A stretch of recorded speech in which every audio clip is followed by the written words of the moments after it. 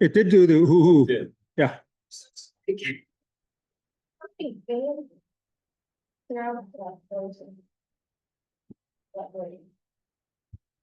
Making a statement about accessibility. Yeah. Just don't know what's in that. Right. Okay, so should we? We are. Can you turn it up, please? And dark in here. Out in Zoom land, God, it's dark. Is dark. can you hear us? Oh, I didn't turn on the lights. That's fine. You want the globes on? Well, they do help see the writing. Yeah. Thank you.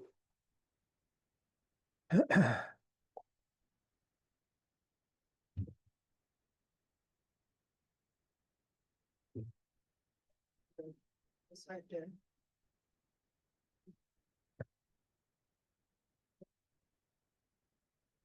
Oh, that's better. Phew, Better. can read that.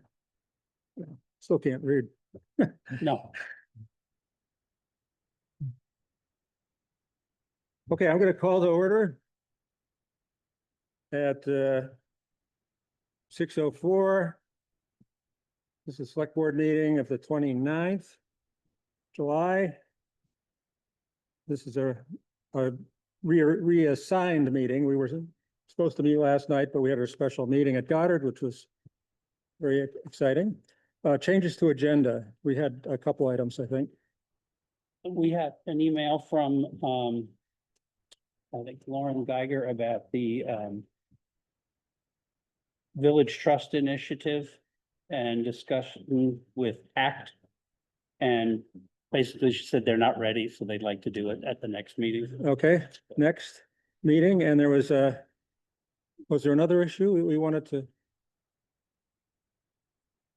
deal with? Rose, was there something else? You know, would be a transparent moment just to talk about sequence and process. Okay. around the bond. Okay. You know, just to air like even what we're thinking about process rounds, no actions, no votes, just that we want to talk about the sequence. Okay, is that new, or is that gonna be a change to something? Yeah, no, that's new. That's not. Yeah, that's not okay, yet new. okay. So what should we call it? Bond sequence. How about if we put it toward the end, Great. near the town treasury report? Would it be okay to just test, because the fan is going, just want to make sure the sound is okay from the recording? Zoom land, And then mic check. Can you hear us? Yeah, I'm finding it a little difficult, but We can put that. Get it, I'll get it. Bram this was a one? little quiet, but I heard the rest of you fine. that door. Okay, we got a confirm from Don that. Oh, that's much Sounds better. fine. Yeah, Thank you, Don. thank you. But audience Oh, should use. even better now. Good, thank you. Okay, changes to agenda, we did announcements. Any announcements? Plainfield Resilience Hub is Resilience Hub Toolkit is a public process to develop disaster and self-sufficient communities, and it's meeting at the couple tomorrow evening. Oh, great. Anyone who wishes. Oh, it's not at the, well, they keep, I. was It's here. frustrated that not enough people signed up. I said, it was here, and they said, no, it's back at the couple. Oh, I see, okay. So. It's at the Traveler as of right now. Yeah, You would think they would tell the cook. I think we might have to try both places. Might have to have a sign. We're checking into. I was asked to talk about just briefly a event that had happened to me personally. Was a person who had an issue with the water department was trying to reach me, and they came to my house and left a note and asked me to call them, and I did.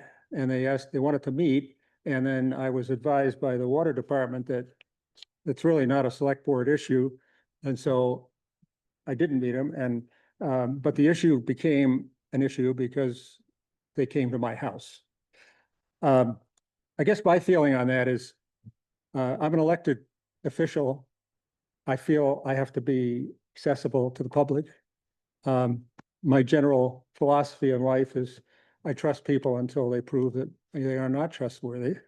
I'd rather be that than worry about everybody being dishonest. So it worked out fine. He was very nice. It was no problem, but it was an issue. And but as an elected official, I think it's appropriate or okay.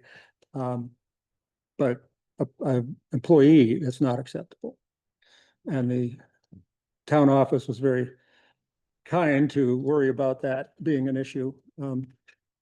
But worked out. Water department sent the letter to him, and so he's got what he needs. And I think the share out message is use appropriate channels. Yeah, I mean, there is a website. If some business is official, that we need attention on. I just want to add a little bit to that. I think Yeah. that the message is use appropriate channels. And if you don't agree with the message you're hearing, don't go to someone's house or harangue people, let the process play out Right, and have a formal meeting. Don't resort to trying to end run the system or game the system, that's all. and it worked out as following the procedure, ultimately, Yeah. it was dealt with. So, Carl, can I add on to this? It's Mary from Water Wastewater. yes, I don't know, is, Tristan was gonna come tonight to talk about it, but I guess he's not there. he is not here. Okay, well, you pretty much said what we were thinking. And thanks for clarifying about being an elected official versus an employee. I think that's what Tristan was most worried about, that this would just allow people to just come to your house, you know? But the other thing was that, you're right, he should have come to us first, and of course, he didn't. But a lot of people don't know that, you know, so I'm not blaming him at all. But, yeah, so we wrote him a letter and gave him the appropriate people to contact and et cetera, et cetera. So I think it all worked out, hopefully. Okay, I think it's fine, but for the record, he did know that, and that's. Oh, did he? Yes, and Yeah, I think that when employees have small children at home, having somebody who is not accepting a thing sort of show up and try to push the system. He didn't show up at the employee's house, but that could have gone very badly. Yeah. So I'm just saying, in general, work through official channels and so forth. That's my feeling. Yep. Right. Thanks, Bram. You're right. it's always the safest way. Public comment, anybody have public comment? Okay. Town clerk report. Just first, I think some of you personally knew, or just marking Jan Danziger's passing. I believe there was a memorial service here today. But a member of the community and so forth, just touch base on that. She was a huge and important So person. I think the memorial is gonna be the last day of August. Yeah, I don't think it was Like, today. Sorry, I thought somebody had showed up. Yeah. Wanting to come to the memorial, which I thought was here, but okay, they Yeah. had the date on it. Yeah. Great. Yeah, it's worth honoring her. So I'd like to just start off by thanking some wonderful town employees. We have a process, if you don't agree with your tax, the reassessment, you go to a grievance. If you don't agree with the grievance, you go to the Bureau of Civil Authority, which is made up of the select board, in addition to the justices of the peace and the town clerk.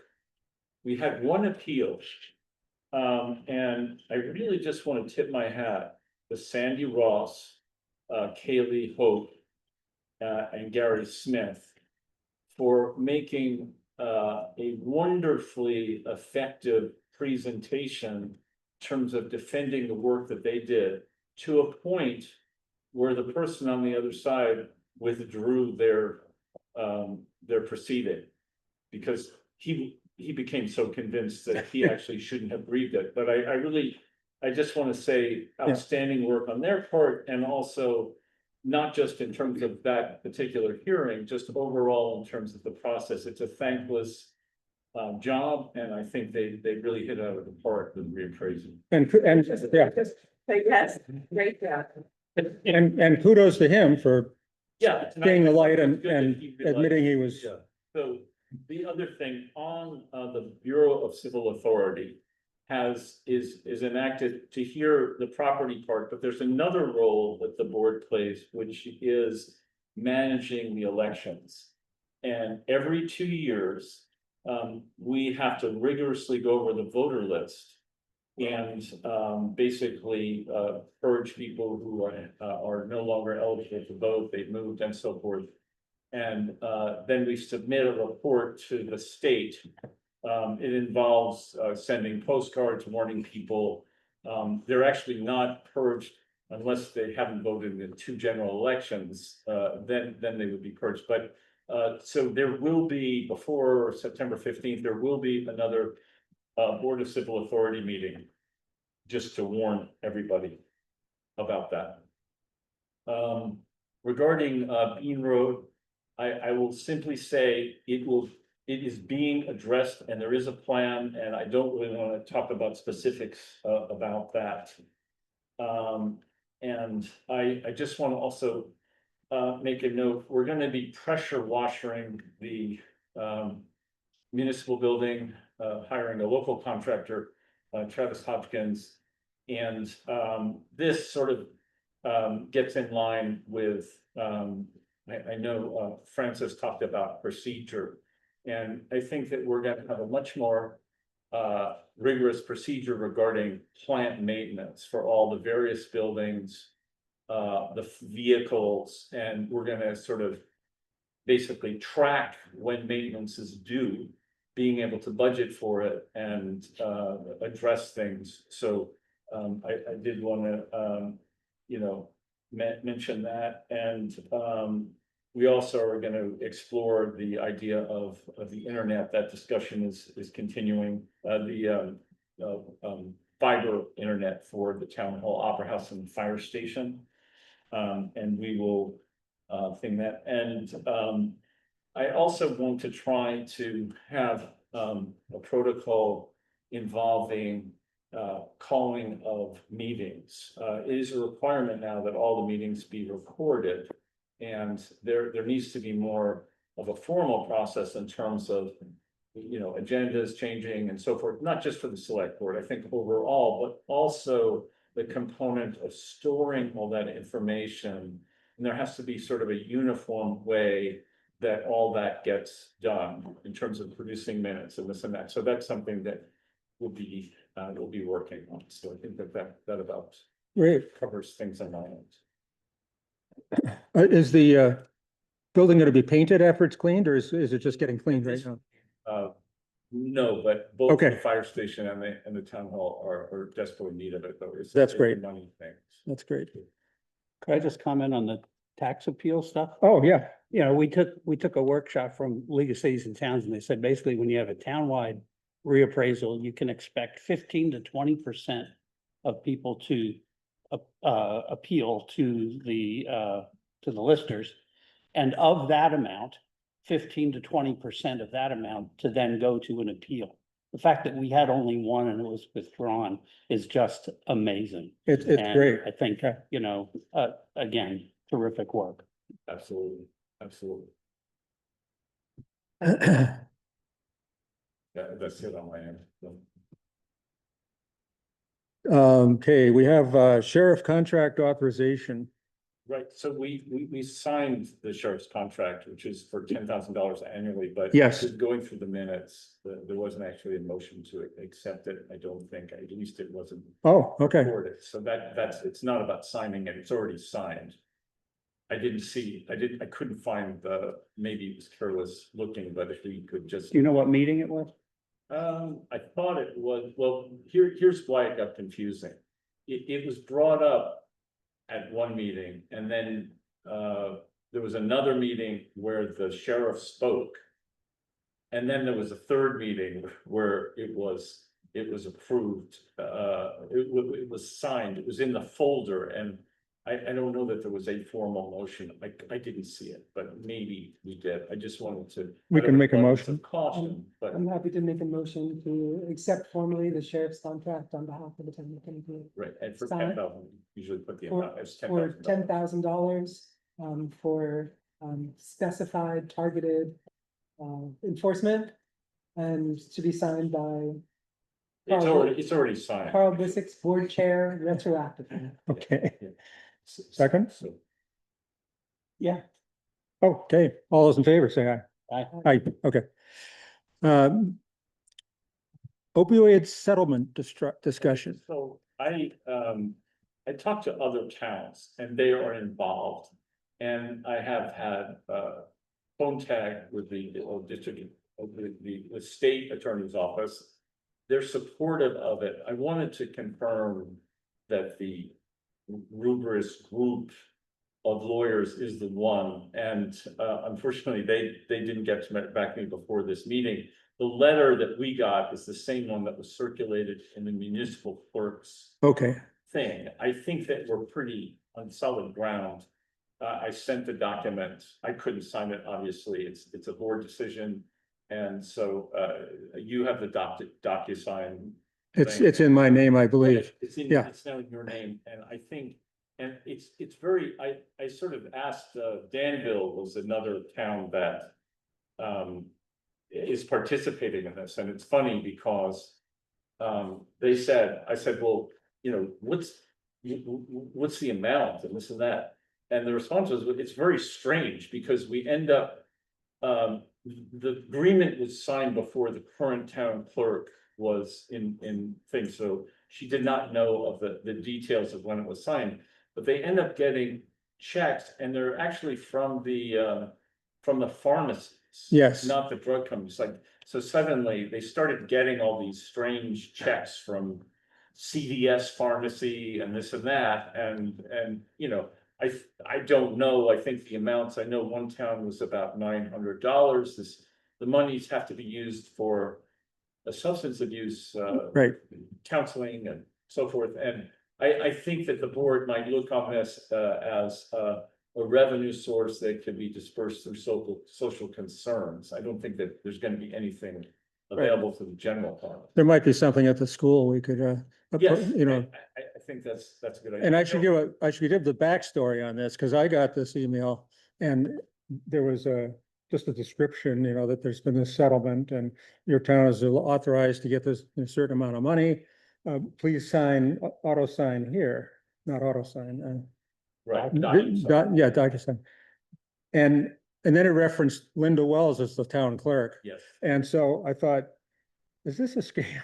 So I asked Bram to look at it. Originally, it was sent to me and sometimes, I didn't actually catch the Linda thing. It was actually originally addressed to me. Oh, I okay. had signed the settlement, but it takes forever. There are still Okay. the names, but I'm, you know, if I hear anything, that I'm gonna probably get a phone call from the state's attorney tomorrow, because I wanted to know about, the way these things work is the settlement is made, and then there's a specific group that manages the actual distribution of the funds and so forth, and it's called a Rubris group. Yeah, it sounded fishy to be Yeah, honest. I think that. No, it's legit. And It's a just huge so- lawsuit. Yeah, oh, it was, and I knew we were getting something, I just didn't. Just so everybody knows that the municipal office has probably at least once or twice a week.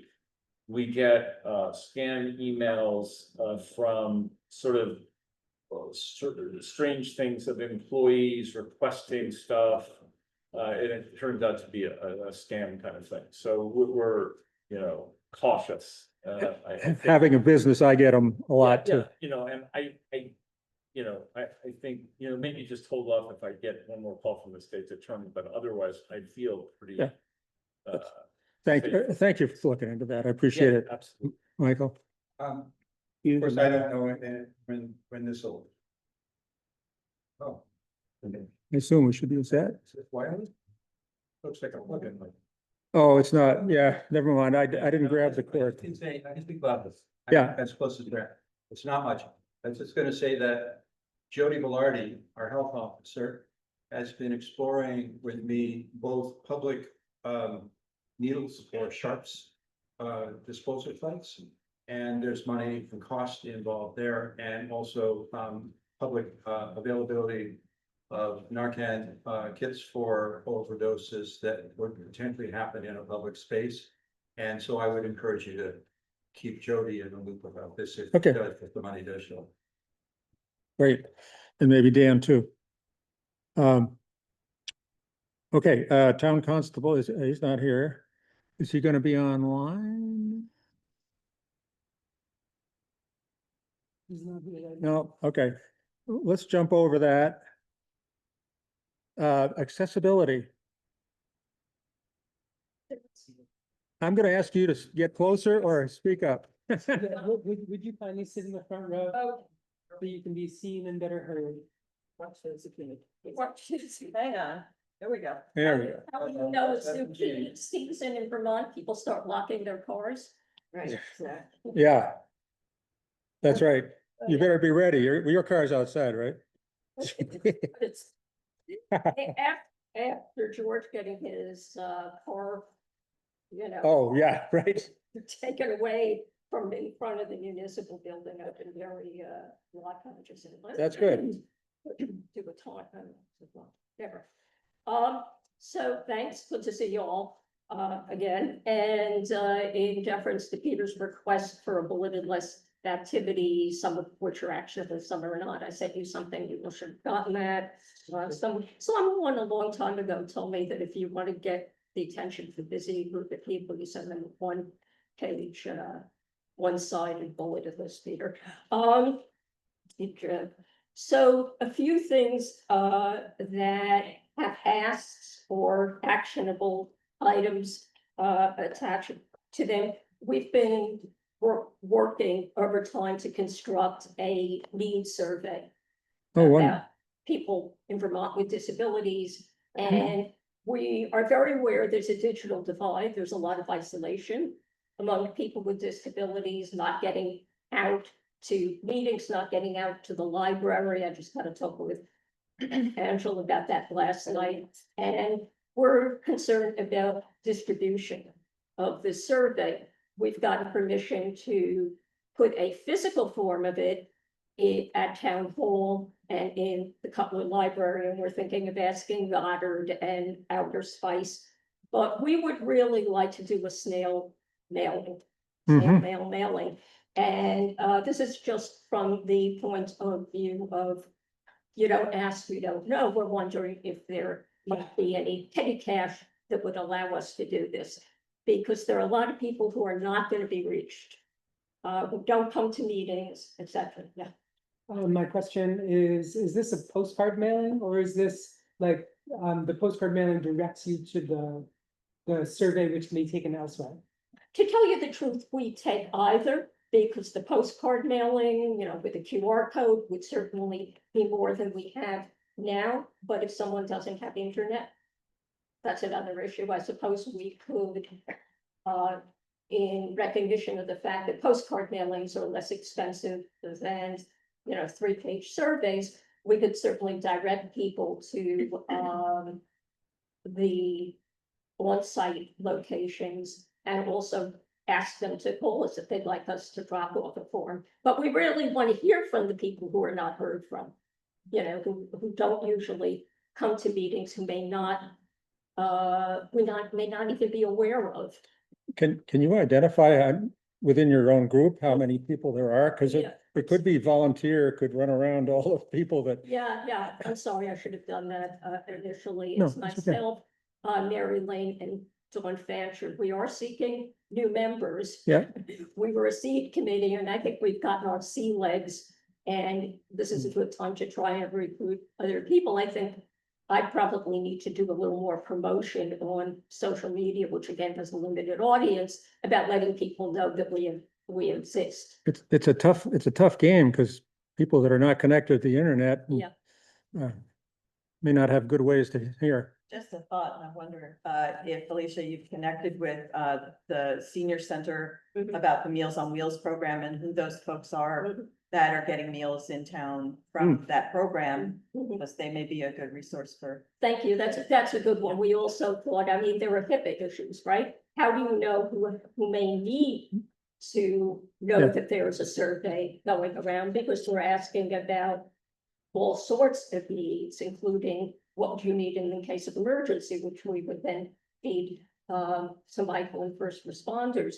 But there are HIPAA protections, rightly so, and I think we've never needed them more, frankly, in today's climate. So we thought of asking home health, and I think there's another, Mary mentioned, there's another agency, I think something like Beretta, that works with people with whether it's age-related or other disabilities, to ask them if they would be willing to distribute to people they work with in Plainfield. Okay, and this survey would help us start to put together that bullet list you talked about.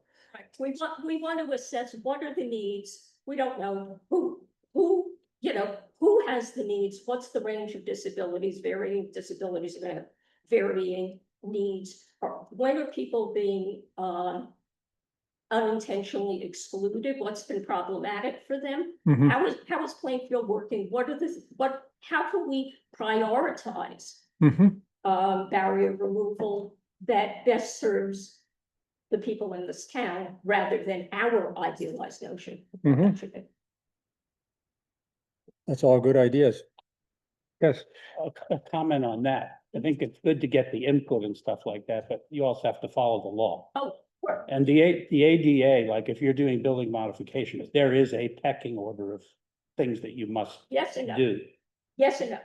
I mean, I'm gonna get to that. Yeah. The Title II plan, that's another piece. Yeah.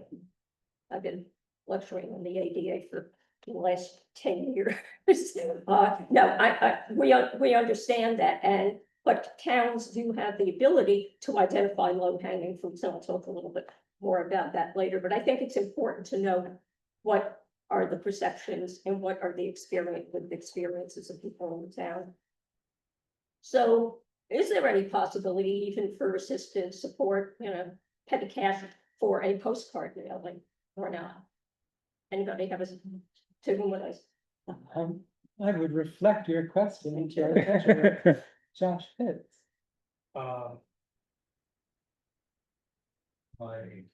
I hear there's a rumor that it just costs a few $100s to send a postcard to the town. I don't know if that's true. But I do have an ask in to VCRD, just sent postcards to the town. So they actually have a very firm idea about what that is. I have not yet received a response, but is there a few $100s to send out a mail? Yeah, that's not. Okay, great. All right, thank you. Better than I thought. Just a sec, Bram? Just, in terms of the logistics, I will, if you contact me, you do the mailing. Depending on if you want to print the letters yourself, or if you go through a mailing service, I'll get you the list, the mailing Right. list, so if you talk to me about it. That's awesome. And while I was looking down on my phone, the Vermont State Attorney's Office contacted me and reassured me it was not a scam, so Great. you should feel. I'll stop in tomorrow. Nick Van will be arriving at check. I'll stop in tomorrow. And then just on this process, I think since we don't actually have an estimate, this isn't like an official decision. Right. And that once there's like an ascertained cost at our next meeting, we can like look at that cost and vote on to send the postcards or not. Excellent, thank you. We've also done this already, and there is a service that the USPS has called all residents or all access, and they literally know every single address in the 05667 zip code, and they will generate that list and those labels. All you have to do is come up with a formatted mailing that fits their needs, and there are printers in Barry that do that. It's very inexpensive per piece compared to some of the other ways that they offer. That won't cover all of Plainfield. Right, that's. 05667, Plainfield has many more zip Yeah, codes than. yeah. We did it. I'd Oh, say yeah. probably. about Barry, East Montpelier. 10% of the people are not really, in mailing address are not Plainfield. And lots of 05667 is not Plainfield. Yeah, Yes, right, yeah. Yes. But they will break it down any way you want. They will even break it down by income. I don't know how they do that, but they will at least be worth a conversation. we would need that, or the office would need that direction from you.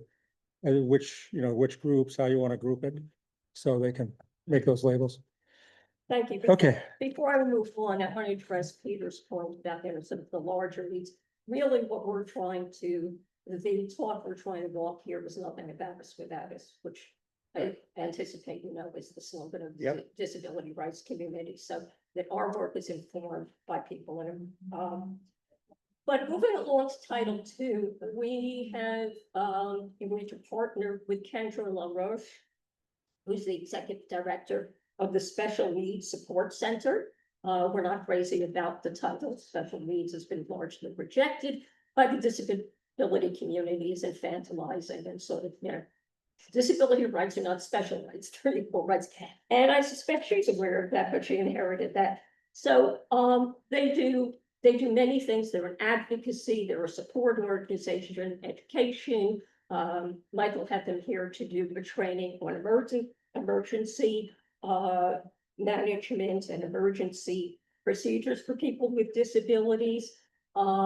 They have started offering to partner with towns in what's called a Title II review and then construction of the transition plan.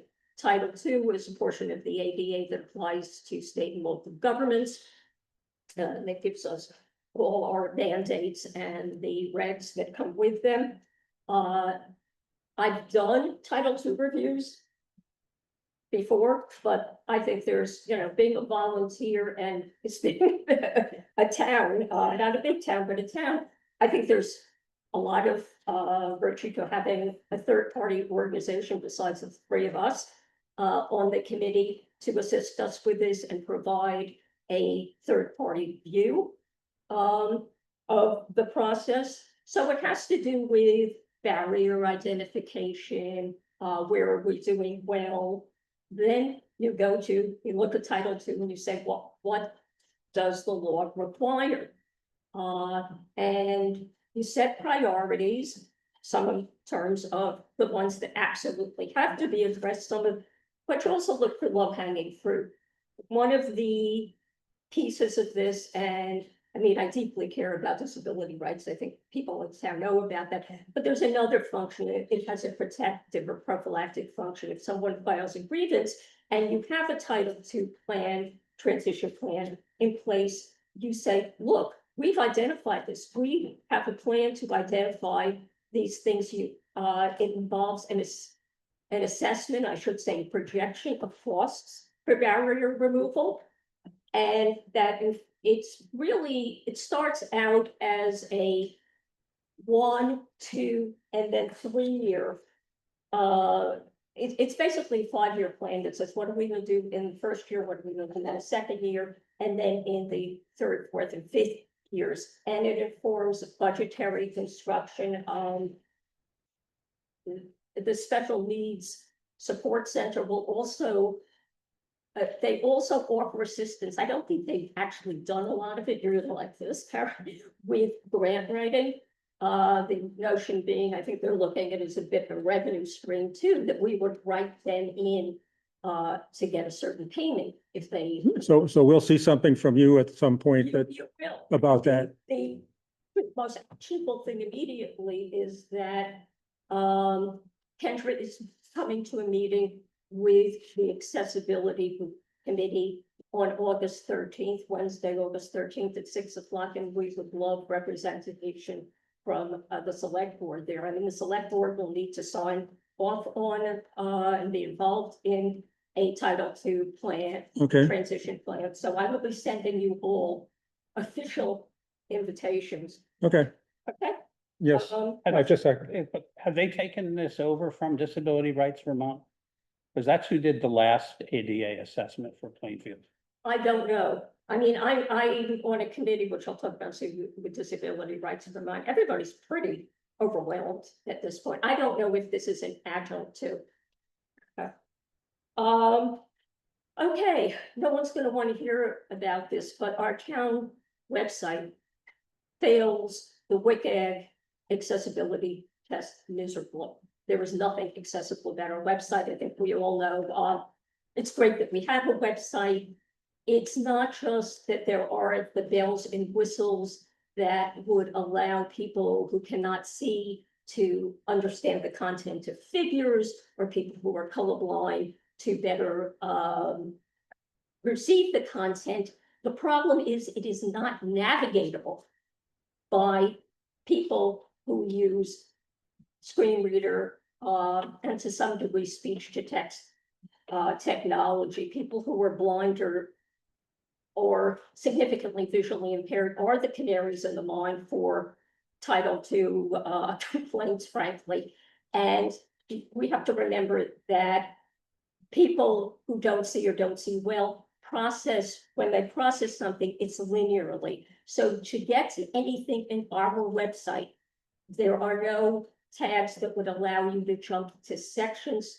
You would have to read everything on that front page on that landing site. So it's problematic because we're a small town.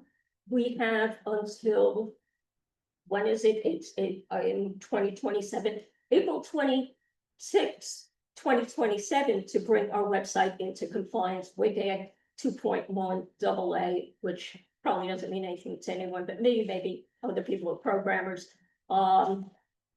which is not a really high standard.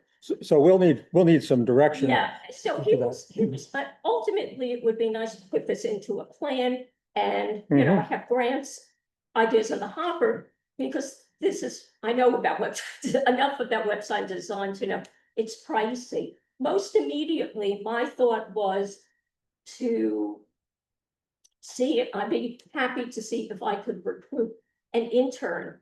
We're not talking about a freshman, but a competent intern from a college or university, maybe locally, or maybe looking at RIT or Syracuse University, which have big disability rights awareness and programs, and see if I could get someone get an intern, unpaid intern, who maybe would get, you know, tremendous credit for this, and then it helps them, they put that on their resume to help us redesign a website. So- But I would need buy-in, we would need buy-in for the folks. Yeah, so would that be something you could Well, work I with? think that, I'm, very supportive of this, and obviously, compliance issue, we have to meet a standard. I just want to make sure the decision-making process. At present, Bob Fancher is the key person, and as long as he's integrated into the decision-making and the process, I think that's great. Absolutely, I'm sort of Right. trying to cut to the actionable chase, but here, there's that time. But I mean, I'm in touch with Bob all the time, he's awesome. There are some really low-hanging fruit, quick fixes, he and I can collaborate on in the very interim. But no, definitely, I mean, he acknowledges that there are problems with the website that aren't restricted to accessibility. But, you know, this is what Okay. we got, and he does a great job, so yes. So we'll watch for a report on that, when that can be dealt with. Okay, and then the final piece is sort of the biggie and the elephant in the room. This committee came to be, because of, or was at least partially motivated by Francis Rose's response after town meeting, when our member Barry Lane said, you know, I asked for reasonable accommodation to be able to attend remotely. This is really hard for me to be here physically, but I wanted to be able to participate in floor vote. The current state of affairs somewhat in Vermont is, to me, it's ironic, ludicrous.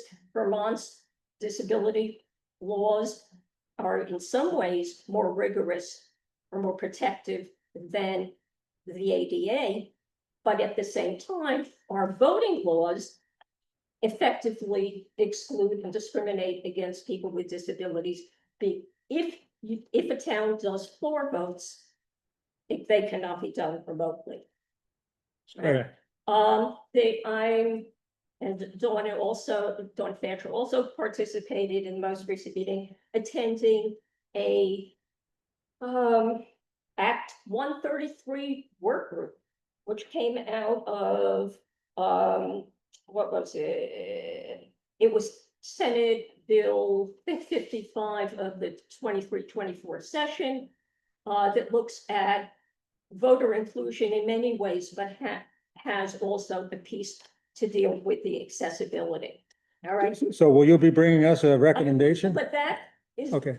moving at a snail's pace. Oh, okay. There was very, I mean, I want to credit everybody there for their efforts, and their contributions and their intentions, but there is a real minimum of knowledge about disability and accessibility and the technology. And there are models of what other towns have done to include people with disabilities. I mean, I was talking to someone who can't get out of their house in Plainfield and hasn't voted in forever, been able to vote, in floor votes forever. There are models of what other towns have done. I can get it to you in writing. I would love it if we would somehow or other have a conversation about Yep. the short-term alternatives that Jericho, for instance, implemented while waiting for the wheels of democracy to turn very, very slowly. Well, I appreciate you bringing it up because it's not something on many people's radar. So it's going to have to be addressed. Yeah, I mean, Okay. it really is crazy. Look at the Vermont disability laws, and then you look at this law with the, and apparently the explicit exclusion and the vehemence with which that is expressed of electronic voting has varied a bit from Secretary of State and Secretary of State. I've been working out of state for a while, so I haven't tracked all the changes, but I hear tell. But there are accessible and secure voting, electronic voting platforms. I've done a lot of research on it. So this is really a case of justice delayed is justice. It would be great to know about these things, and I hope you can bring that to us. Is that all set? I think Great. I've gone over my 10 minutes. Okay. Karen, you're up next. Thank you. Thank you, Alicia. Oh, just one more thing. We need someone to assist with note taking. We all have disabilities on that. So spread the word around. I will try to. I realize there's not a lot of attendance. We all have disabilities. Are you recording your meetings? We are that interfere with note taking. And Graham set us up with Otter too. Yeah. So that's been Okay, okay. thank you. Great. Karen, Turn. Thank you. Karen Hatcher, Town Grants Administrator. Tonight, bring to you the discussion, decision, endorsement, hopefully from the board on the CDBG-DR pre-application. Summary of which was sent to all board members a few days ago. And questions that came from the board answered and sent out to the group. Our application is close to ready. We have been working with Pat Moulton, Ariane Boomery, and Lauren Geiger from the East Village Committee, myself, or the team, and had our application reviewed by Liz Curry, who is the consultant that's been hired for us through the Ready program. And she deemed it excellent. So I'll just say that felt very, very good. There, as you know, are basically 3 elements to our application. One is funding for the East Village project.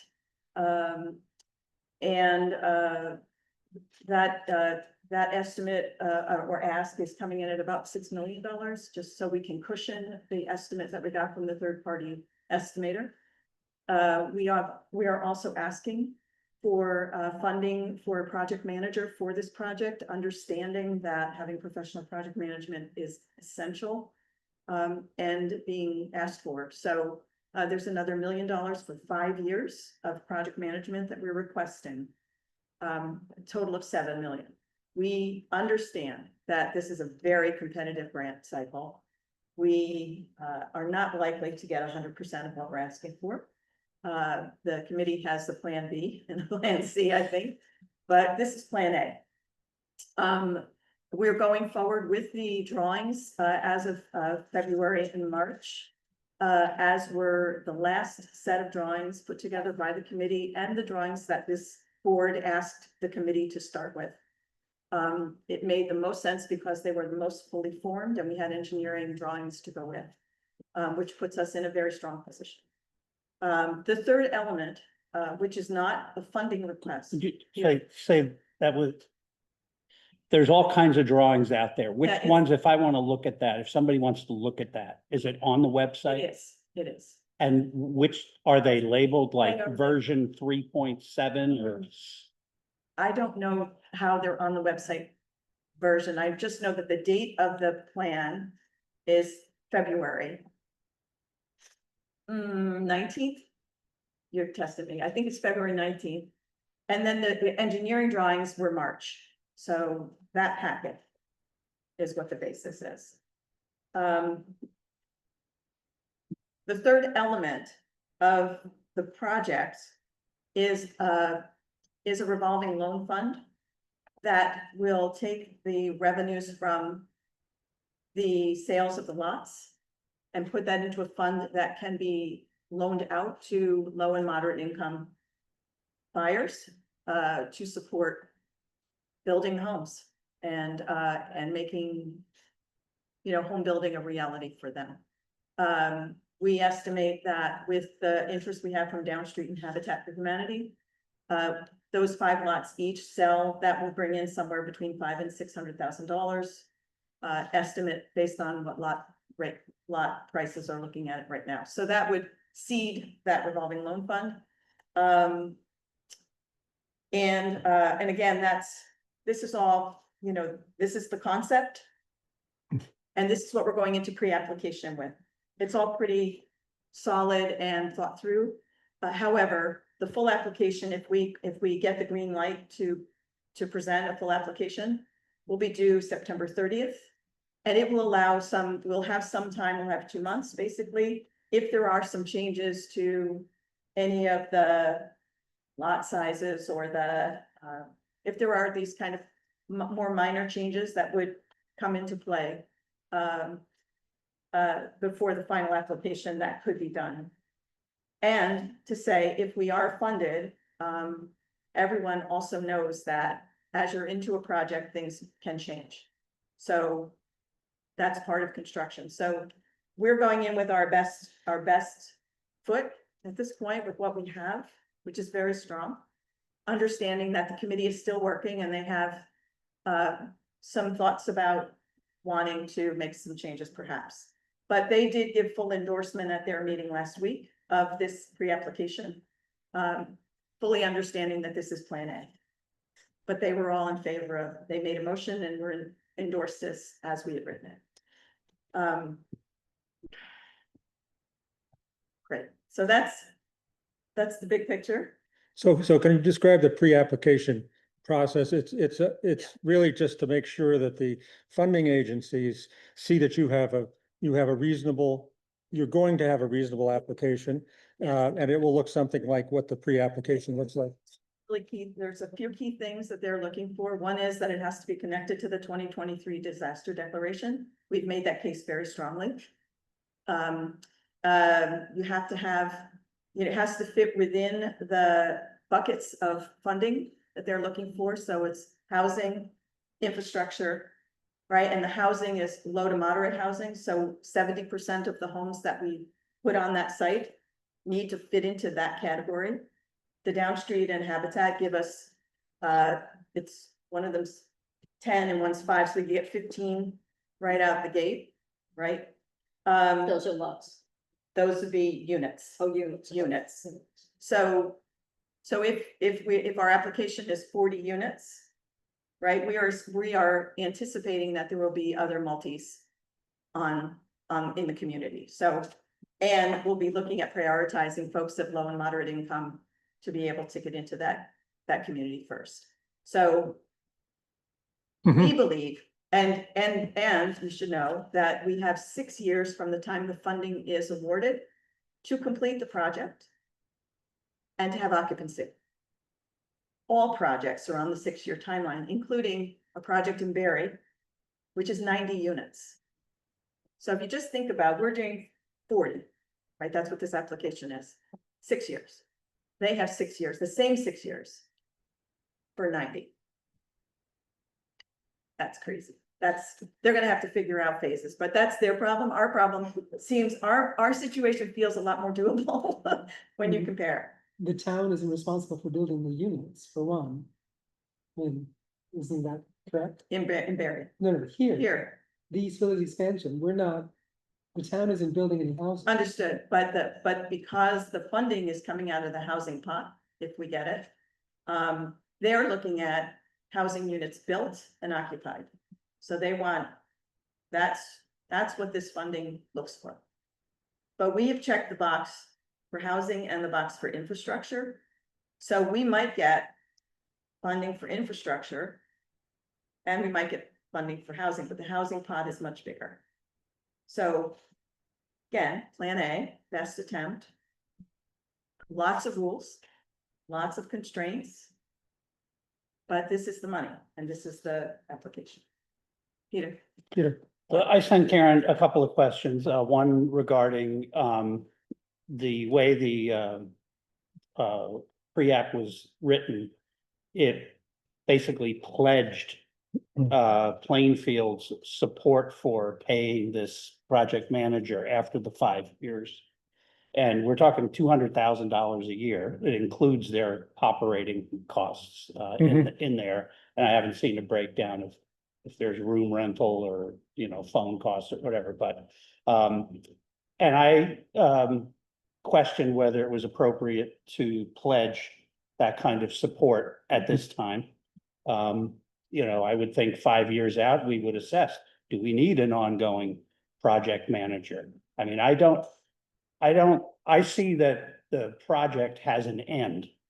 And we will not need permanent staff ongoing. Whether that's 5 years or 6.5 or 8, who knows, but I don't think we want to make that. And so Karen came back with some softened language this afternoon on that says, we'll look at that. The other question I had to do with the revolving loan fund, since we already have a revolving loan fund, which covers a number of the points that was addressed in here. And I question whether this was redundant or not. And they're looking at East Rise and whatnot. And I'm not wedded to any particular approach here, but to go back to the 50,000 foot Yeah. level, plan A. If we get a $7 million grant, we don't have to borrow any money. We don't have to bond for any money. Right. The project will be paid for. Right. Okay. But then you get to the language that says that the proceeds of the sales will go towards this revolving loan fund. I would suggest that it say some of the proceeds, because otherwise the rest of the taxpayers in town will not see a benefit from increasing the grand list. If all the proceeds from the property taxes are going into the revolving loan fund. So, Well, it's not. I would be looser, if that's the right word, in describing the use of, I wouldn't commit 100% of those funds to that purpose. Okay, so there's two pieces there, and I know Josh has his hand up, but I want to say that the first thing is that it's not the tax base that gets impacted by the sale of the lots. It's, you sell the lots and the tax revenue generates off of the value of the property, right? And what Going gets forward, built. yeah. Right, but the initial capital that comes off of the lot sales,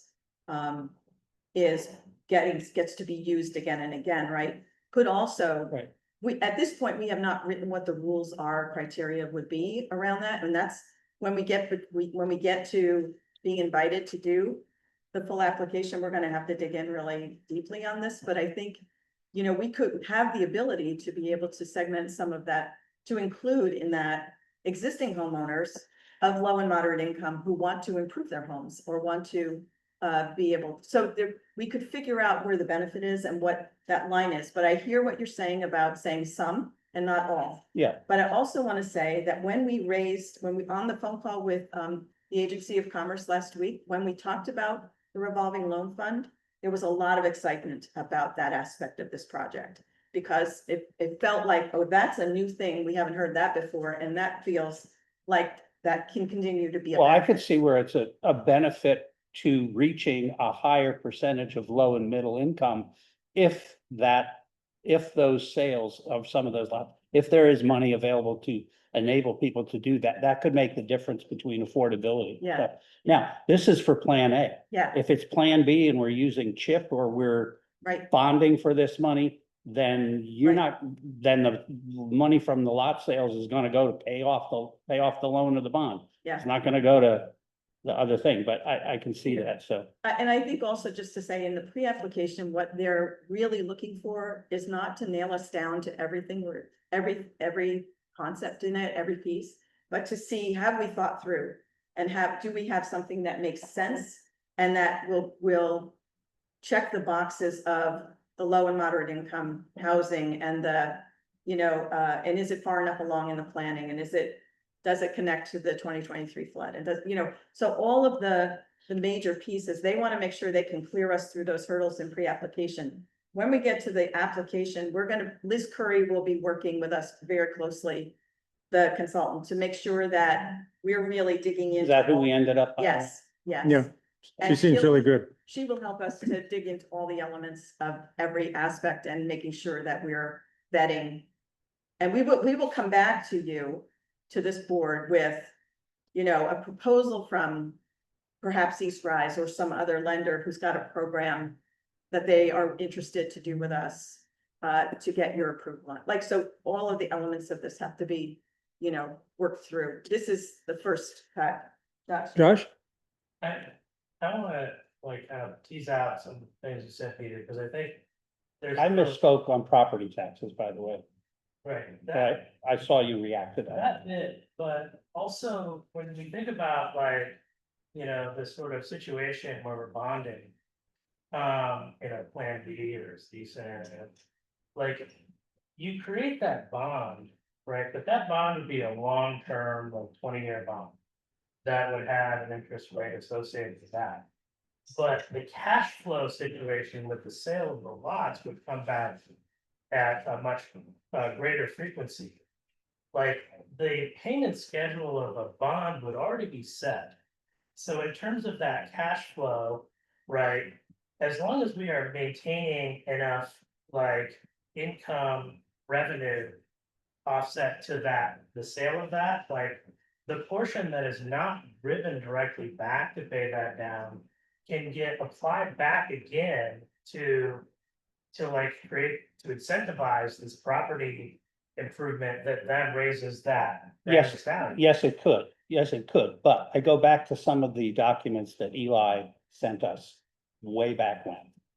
If we bond and go that route, we must build into our annual town budget the principal and interest cost when we set tax rates. So if it's a 20-year bond, we're raising property tax base and interest in our budget every year. So it doesn't allow us to redo that. It doesn't allow us to reuse that money. We're required by law to include that in the tax rate when we set it. The tax rate, but that's different than the cash income. Because But Josh, my point is that all the taxpayers in town have to pay back that bond. If we're taking the proceeds and not using it to buy down that bond, to prepay that bond, then we're gonna pay those property taxes for the entire length of the bond. Instead of using that and taking that money, as you say, and using it for, low interest loans or wherever. We won't have, if we don't get Plan A, we don't have the grant, we don't have to meet the criteria. Okay, in the numerator, but the denominator will grow. Because we've improved the grandness. yeah. A little bit. I think it's actually quite a bit more significant than a little bit. In terms of the potential here in the project, but we're getting into like real. Yeah, so for tonight, because we're working Yeah. on Plan A, Yes, and Plan A is what's on the table. You know, if, we'll know, if we're being pushed forward to make a full application, which I believe we are. I think we had a really good meeting last week. And we'll put together a strong application for September 30th, and we will make sure you're aware of all of the pieces. And then the decision gets made, the meeting is November 18th, the board meeting where the board decides which projects are being funded. And November 18th. November 18th, and then the announcement of those awards is in December this year. So we'll know then what's the number, how much, and then the work begins in adjusting the plan and what we need to do. But I think, Peter, to your point, I can word it so it says some and not all of the. Yeah, I would move that we send the letter of support with the changes that as you suggested, the softer language on committing to the consultant beyond 5 years, and that some be used as. Yep, fine. For Second. right now, I think that's great. Something that I just want to add, and I've mentioned this before, but this isn't necessarily pertinent to Plan A, but just more in talking about this project. It's very important when we examine candidates and people who have interest in the properties, that we understand that there are many people who have contributed greatly to Plainfield in terms of serving in town government, on the fire department, and that, who actually don't live within Plainfield. So I think that the idea, when we're evaluating people who come forward, that should be part of the criteria, that if you have spent decades as fire chief or of this and that, or your family has made contributions, even if you're not a Plainfield resident, I think that should be part of the process. is this the revolving loan part, or is this the Well, purchase? Thing that I suspect, I don't know, but I suspect that there will be competition. If things get to a certain point, there will be decisions and criteria laid out for who is eligible for this housing. But what I'm saying is that if we simply look at residents of Plainfield, I don't know that would necessarily be the most fair. So I would just offer that the committee would be working on the criteria and having to follow within whatever guidelines for purchase, right? And I think this is where, this will all have to be part of the application, and this is where Liz is gonna really be able to help us. So we'll flesh out all of how is that decision made, and what are the criteria, and what legally can you do and can you not do, but that's something I think that the EVEAC will be feeding into the process with, right? Because that's part of their work as well. So There's a motion on Thank the you. floor. Yeah, we have a motion. You're all set? I'm set. Okay, we have a motion and a second.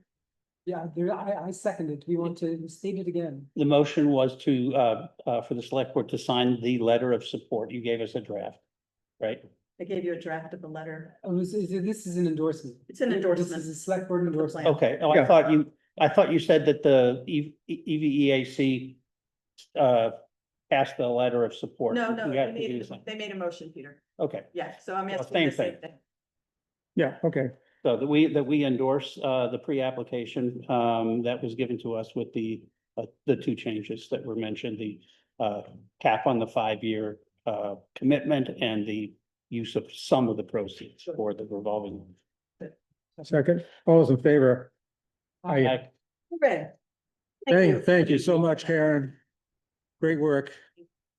And I heard today from Michael Davidson that Plainfield is listed on a newsletter that goes out to like national investors as a model community.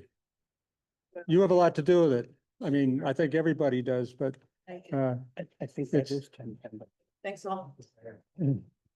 Okay, So transparent moment. moving along. Do we, Tim is here, was suggesting maybe we switch Could we do that? agenda items? Yeah, could we do that? That's fine. I'd be happy to do that. I wasn't sure what time we were gonna be meeting. Tim, Yes. yes, hi, So nice to just for meet the- you. For the record, we're now in, is this liquor license? Is this formally this agenda item that we're? moving Yes. to this Yes, it's the meeting? liquor license for I assume the Haybarn restaurant at the old Goddard campus. Correct. The Hay Barn Restaurant and Lounge. That's what it's called. Okay, Hay Barn Restaurant and Gym Lounge.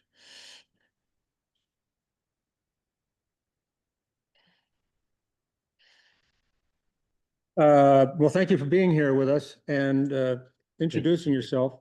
I think there is a process to get a liquor license that we have to follow, and I'm not sure what the steps are. It's So, may I read the words of Karen's story? This is why we would otherwise be in a position or be postponing this agenda item.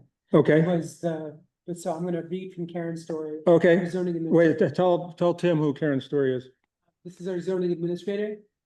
Yes, thank you. I've had conversations with Karen, so she's been very helpful. Great, yeah, this is for the public record. The zoning situation at Goddard on May 16th, 2025. Goddard and Executive Suite applied for 2 applications for administrative review. To classify buildings as residential and as non-residential buildings. Residential to be permitted for multifamily up to 4 dwelling units, and the non-residential buildings to be permitted for office, business, professional, and accessory uses. The application was returned by Karen as incomplete, needing a more complete site plan. Town of Plainfield has not issued administrative or conditional use blanket permits for buildings. Buildings are permitted for specific uses. Just read the whole thing. Do we read the whole thing? Currently, 2 residential buildings are planned to house residential care homes. I've spoken to the favor from Elevate representative. She is currently trying to get the permitting process through Goddard and Executive Suite. I have not seen a permit delivered to town. Another building is being leased for an educational facility. I am not sure about the lease for situations for other buildings. I have not heard about the Hay Barn Restaurant and Lounge that is requesting the liquor license. They may be leasing from Goddard or Executive Suite. In ZPA 2025-09 and 2025-10 did not request for conditional uses found in section 2.72. The restaurant and lounge would require a conditional use permit. The Hay Barn Restaurant and Lounge LLC requires a zoning permit application to be filled out and processed by the town of Plainfield through zoning regulations. If they have a lease, they would be the applicant and Goddard would be the owner. When the select board passes the amendments tonight, the new language adaptive reuse, the development of a suitable new use for a building existing at adoption March 2025, or for a building originally designed for a special or specific purpose. By nature of its size, type, construction method, and original purpose, the building does not readily adapt to the requirements of the zoning district in which it is located. The conditional and permitted use must conform to the district. As zoning administrator, having the documents I sent in June to Goddard, SPE LLC filled out, the town could work on getting all the permits in order for the former Goddard campus. I do not know if the Hay Barn and Lounge have all of the other state permits required to run a restaurant. I hate to see an organization unable to run their operation because the larger entity has not worked through the permit process. The end. Karen's story. So it sounds like there's some work to do to get the permits together that are related to the campus. Okay. Um, To be clear, the Hay Barn Restaurant and Lounge is our entity. Our being Executive Suite, Goddard SP's, SP LLC, the owners of the property. It's a DBA, just to describe it as easily as I can. We do have a health license, restaurant license. As you can see, we've applied for first and third class liquor licenses. We can certainly fill out a zoning permit, but the restaurant is situated in the existing cafeteria, the existing food service, using the existing kitchen. Right. Can I ask clarifying? Tim, you said the hay barn and restaurant is your DBA, so you're not a separate entity. You are Goddard? It is a separate entity in that we created a separate entity for the purposes of the liquor license. And ultimately the restaurant. Separate corporation? Yes. Separate LLCs. But it's still all under, it's the same folks. It's Mike, it's myself, that own the property. So it's not necessarily a separate tenant. It's us. Leasing space to ourselves, if you will. Again, as part of the larger redevelopment effort. Yeah, I mean, Karen was talking about in the new zoning amendments, which we should formally sign off on tonight. Because Goddard is a unique type of campus, these zoning amendments were borrowed from another town who had a similar situation where I forget what the institution was that went out of business, might have been a college. You're repurposing buildings for reasons that would otherwise not normally be approved under zoning, but this allows it to happen. Okay, but what she's saying is that she hasn't received sufficient documentation on that yet. Okay. In this case, though, where it's food service, where there already was food service. For the past doesn't matter. Okay. This is a new applicant. Yeah, we have to look at it as a new applicant. Okay. And then I think the liquor license is over and above the food provision piece. You know, it's like there are more regulatory agencies involved in looking at liquor being served than food being served. Josh, you had a point? Hey, so one of the things with speaking as one of the water wastewater commissioners, a restaurant functionally is different than a cafeteria and how it's billed in terms of a equalized unit of water usage so like a restaurant would actually be considered to require less water in its operation than a cafeteria. So one of the benefits for you at Executive Suite is that bringing forward some of these, what is the actual functional use may actually result in lower water and sewer bills for the operation. So just keep that in mind also. Understood and appreciated. Could I ask Tim, a- you said you've been in contact with Karen Story. Is any of this landing as new or surprising to you? The conversation that Karen mentioned from mid-June is accurate. We hadn't, to my knowledge, we were talking more about the what's colloquially known as the barracks, the old dorms. We hadn't specifically, that I recall, talked about a restaurant. But again, forgive me if we were wrong. We were operating under the premise that we were using the existing, again, the school cafeteria that was open right up until Goddard shut down for food service. And we obtained state licensing. There hadn't been any issues. We think that, the ability to serve alcohol will be a boon to the business and the community. And so that's hence why we're here tonight. We've applied for our liquor licenses, and the first step is local select board approval.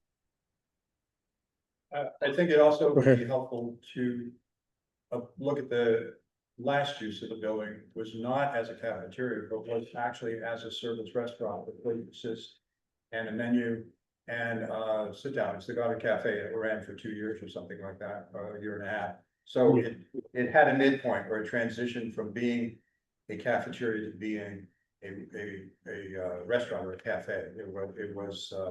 It met more the criteria that Josh was talking about. Okay.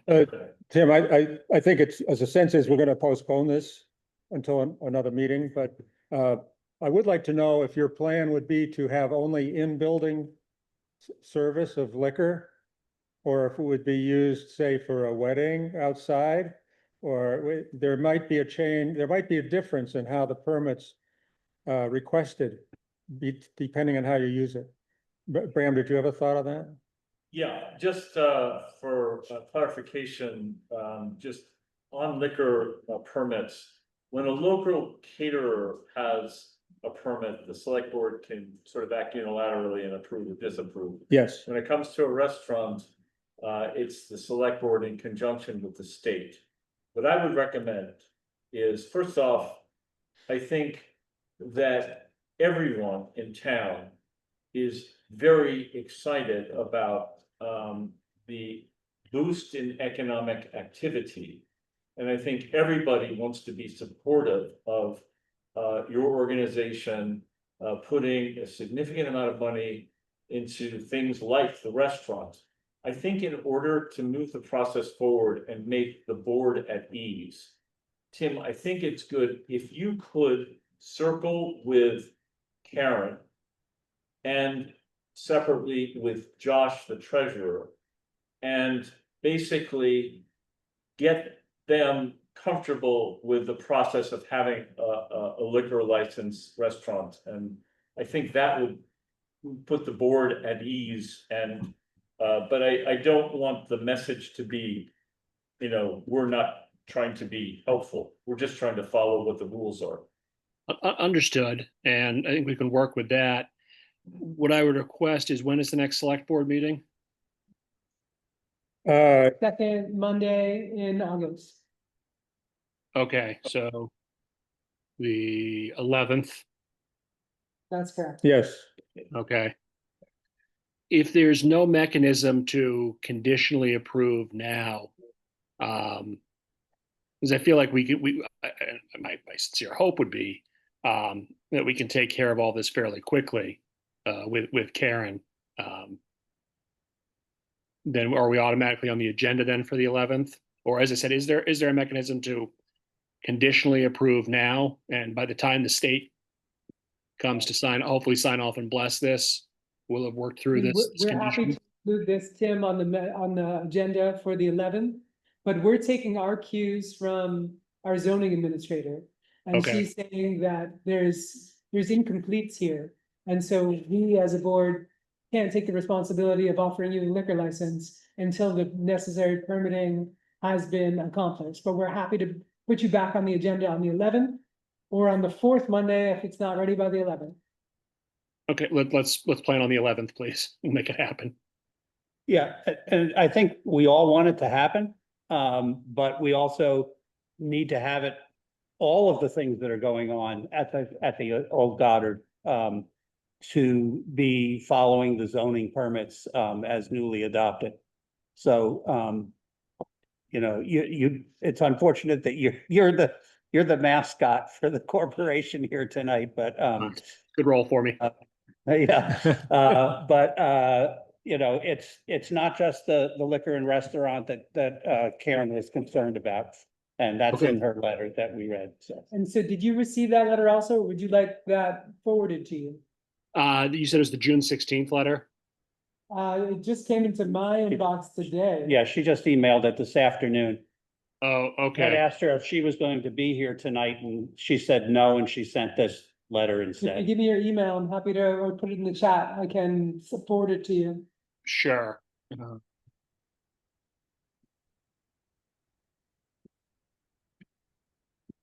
Thank you, but I think this concludes this. But thank you, Tim, for joining us. Yeah, thank you, Tim. All right, thank you all. We'll see you next time. Thank you. You got the email in the chat? I'm sending it now. Great. Appreciate it, Tim. Good All day. right, thank you all.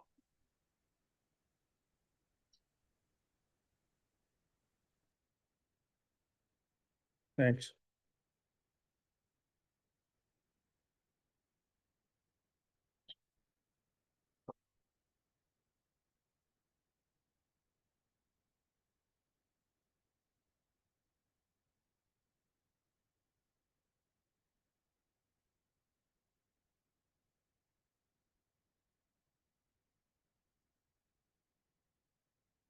I'm giving these personnel policy documents to our town employees, but there are extras here if anybody wants to follow along.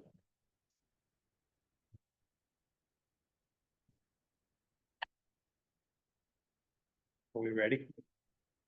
Yeah, so you want to present Yeah, this amazing amount of work you've done? so,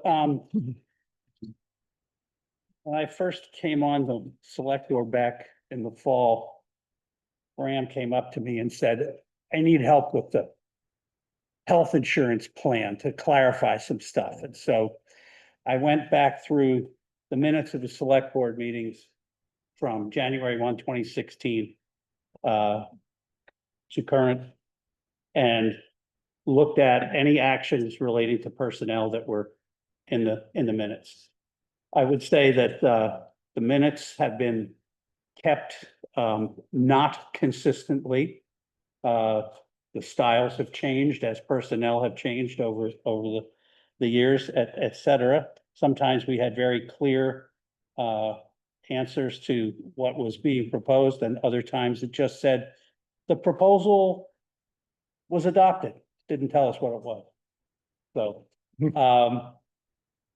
to make a long story short, in the meantime, we did clarify what was going on with health insurance policy. We've changed the retirement plans.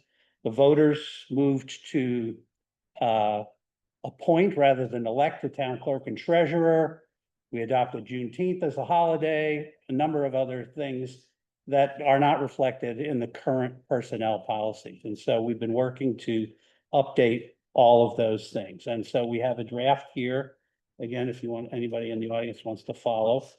What is being proposed to be deleted is struck out and highlighted in yellow, and new language is highlighted in red. The agenda item here tonight says old business, meaning this is stuff that basically has either been decided by the voters or the select board and just not reflected, or clarifications of things, correcting some typos and best practices. But during the process of reviewing the document with other members of the select board and all the employees in town, and all the employees have had several drafts of this, and I've gotten a lot of feedback, most recently meeting with the wastewater commission last week. There are some other suggestions that have come out that I would classify as new business, and I have a one-pager as to what those things are. I just assumed we set that aside for now, and we can talk about that later, so.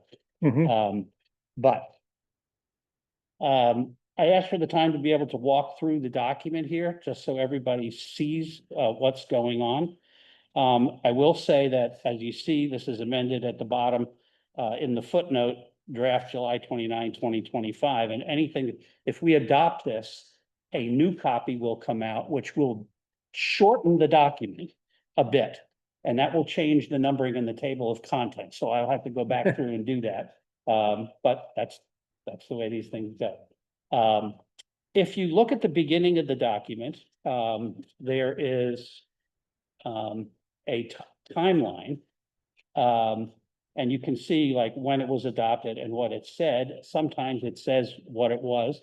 And if you go to page 4, there's now a lot of red here, and this is what this document accomplishes, assuming we we voted. That's it, okay? And, right, I have all 5 select board members down here. We'll have to say just 3. Yeah, If it ends up that way, so. right. Just to do the highlights, this includes reflecting that the town clerk and treasurer now appointed rather than elected, makes the entire document gender neutral, updating the retirement section to reflect the switch back to health savings accounts, clarifying family coverage in the health insurance section, adding the dental benefits for employees that we did last year, clarifying when step increases occur, amending sections to reflect current best practices, updating the holiday section, clarifying the holiday and overtime for water and wastewater employees, and correcting other areas in omissions. And there's a note that section 2.5 regarding switching to the bi-weekly payroll will take effect January 1st, 2026, rather than immediately, and that's at the request of the office. Because there's a lot of things that happen at the beginning of the year. On page 5, you'll see just work adjustment. I spelled out the word. That's pretty simple. On page 7, water wastewater commission. I added the word commission to say what that was, what these abbreviations are. Declaration of inclusion. This was an interesting one because, again, some of this stuff in here is gender neutral, his or herself to themselves, in accord with Plainfield's statement, it's declaration of inclusion, in accord with the town resources and policing policy adopted May 8th. It was adopted in 2017, not 2022, so that was a typo. I'm not going to go over all of these, but on 9, this is one of the places where it reflects the fact that we appoint rather than elect our folks. There were exceptions to what the former town clerk, elected town clerk and treasurer were covered by. That no longer applies, and so that's taken out. Gender neutral for page 10, page 11, page 12. Payment schedule and procedures 5 on page 13. So this is the section that will go into effect January 1st. Now it says town employees will be paid bi-weekly for the preceding 2 weeks or a portion thereof. Wastewater employees are also paid on Friday. However, their bi-weekly period is from Monday through the preceding Sunday. And then, okay, so that's where that goes. On page 14, there's a gender neutral correction at the bottom, overtime work provision. This came out of the discussion with water and wastewater because it was confusing. When we go to holidays, there's also a section there that says, in addition to your holiday pay, any hours that you're called into work, you get time and a half. So you essentially get 2.5. This section here says if you're called in and designated holidays, you get 2.5. One could read that to say, so 2.5 plus 1.5 is 4, and that's nobody's intent. And so deleting it here, it was suggested we keep it in, just put it in one place. So that's there. On page 15, this is language that came specifically from water and wastewater. They must work holidays and they must work weekends. So there are state requirements for testings and whatnot at the plant. And so we added the language there. And it also, again, clarifying if called into work during the weekend, and their weekend defined as 3:30 Friday to 7 a.m. Monday. Outside the regular work week, they'll be paid at the weekend call-in rate at 1.5 times. Okay. Language there, as much as possible, make every effort. That was their suggestion on how to deal with comp team, because sometimes it's just not possible given that they have to be there. Moving on to page 17, we had several feedbacks on a boot allowance, a clothing allowance. This was added a number of years ago, $150 annually for the purchase of work boots. And then in the next paragraph, it said $225. And the discussion was that we really shouldn't have a specific number in a personnel policy. But basically, you're entitled to one new set of work boots a year and just, get your approval from your supervisor and bring your receipts and go through the process as before. And all of that money is included in the budget when it's built anyway, so it's.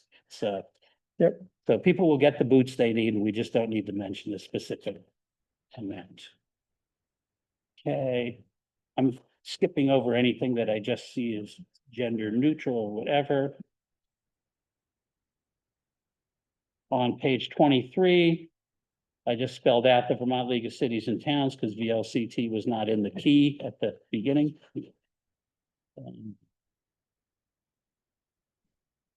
Moving to page 26. The town clerk is the designated human resources officer for the town, has been for since time immemorial, I guess. This has to do with appeals. If the appeal involves the human resources officer in their role as a supervisor, if they're a party to an appeal, in which case it will come directly to the select board. Because we are, the buck stops here. So that's all that says.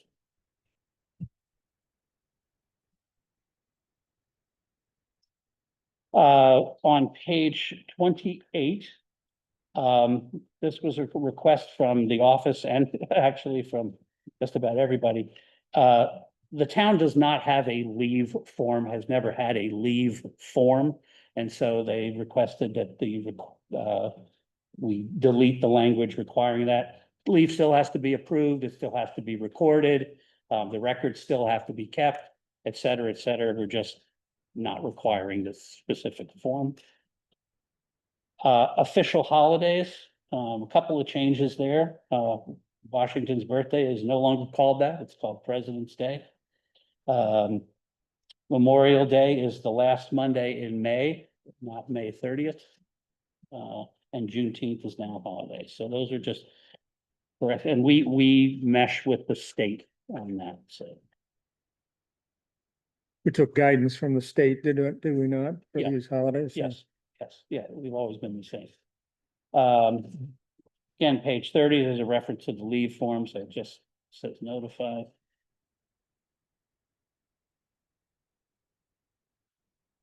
Sick leave record, so again, that's form. On page 32, sick leave accumulation. There had been an action by the select board to grant 120 days of sick leave, but that had not gotten caught up in the personnel policy, so we corrected that. And sick leave durations, that's just a typo, and full-time employees should be 8. Okay,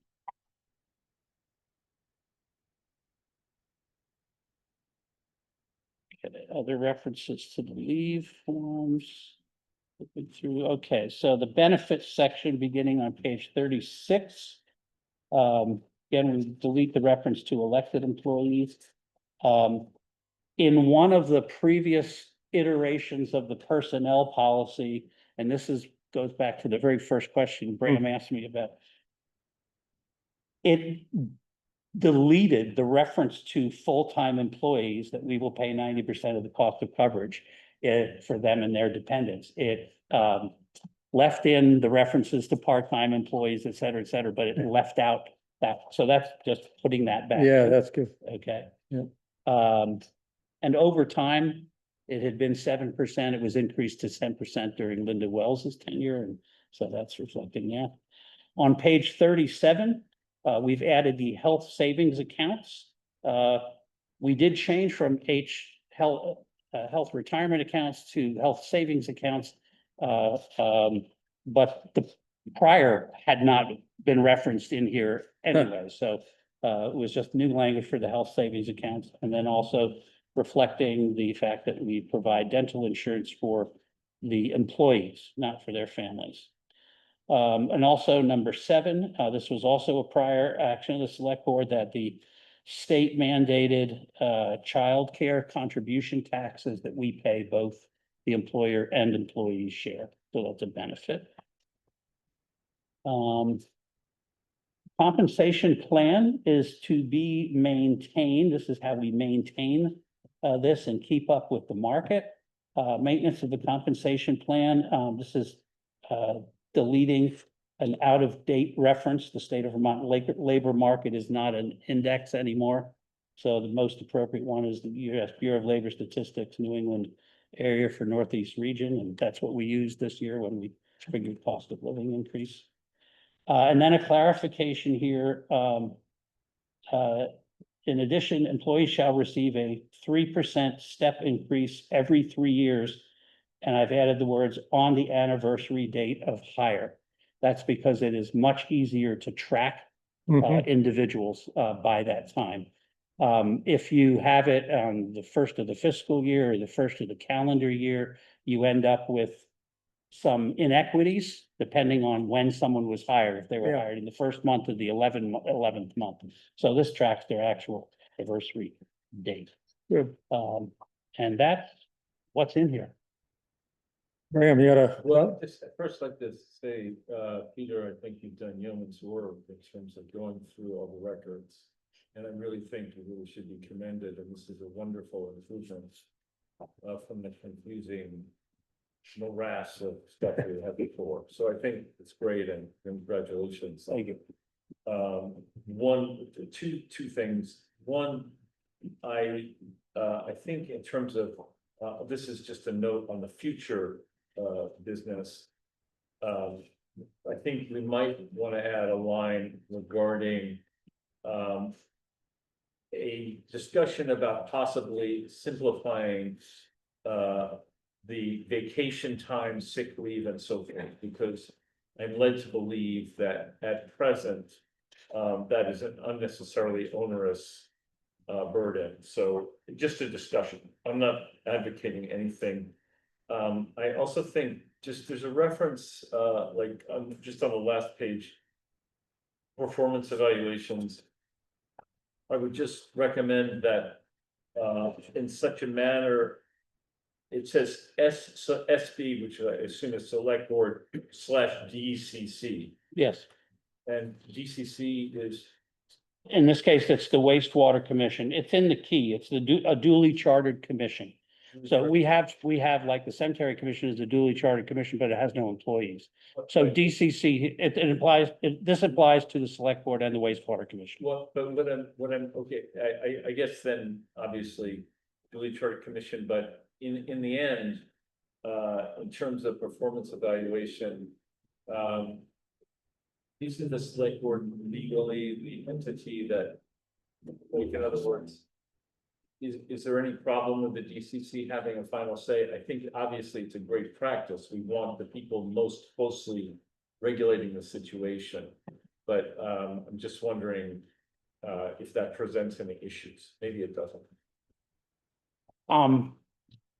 I would say it comes under new business.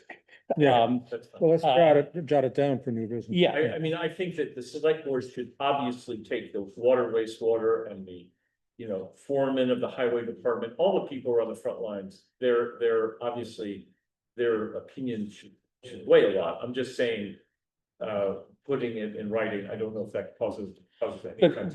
the current policy states that Right. the select board hires and fires everybody.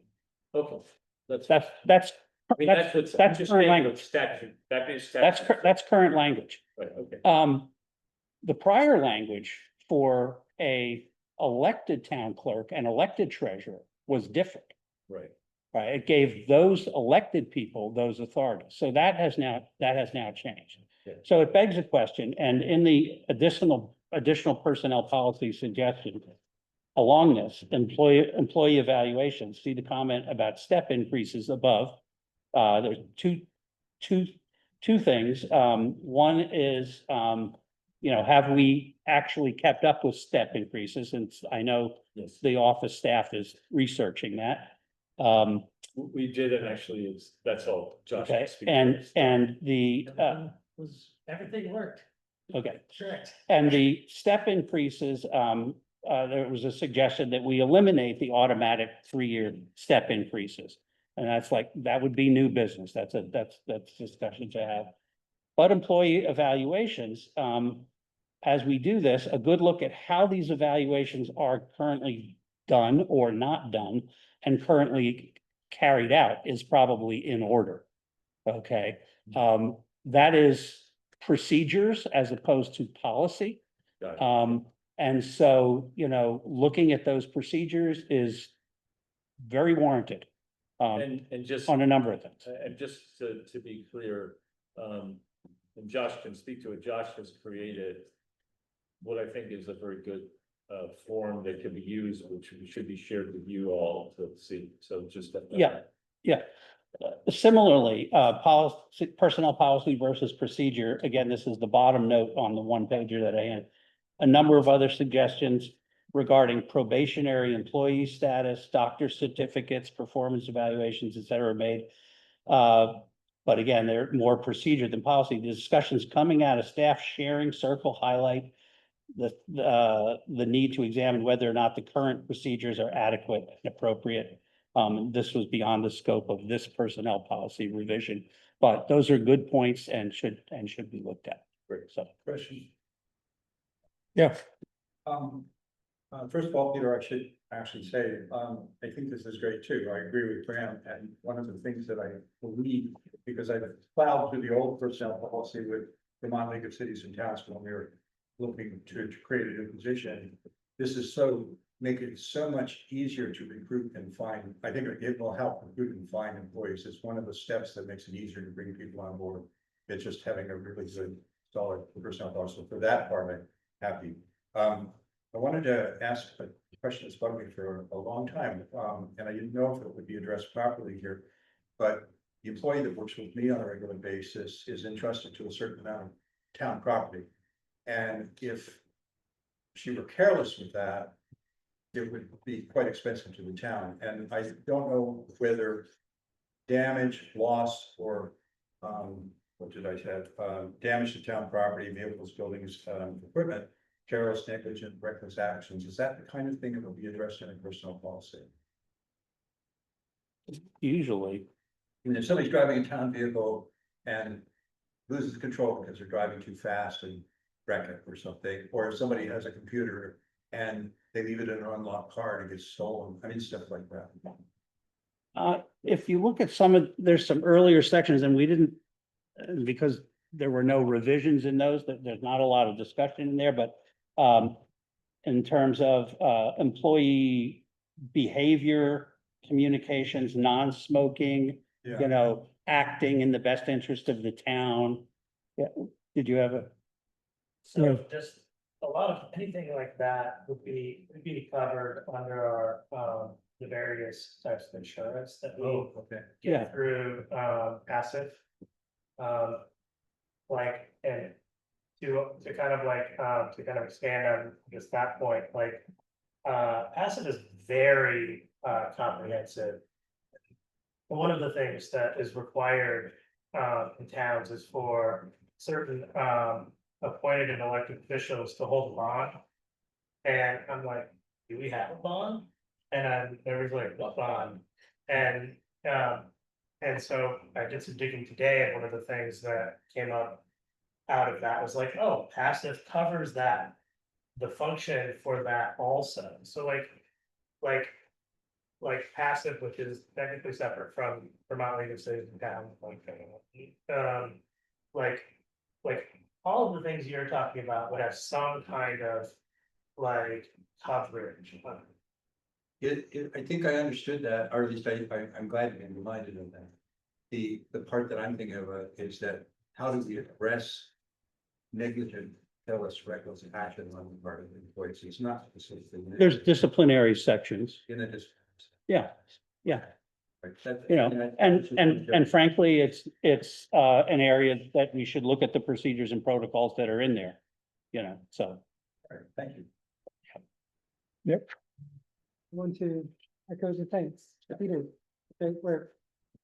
And I also want to make a motion to amend and improve the personnel policy revisions as of July 29, 2025, presently draft, soon to be present. I'll second that.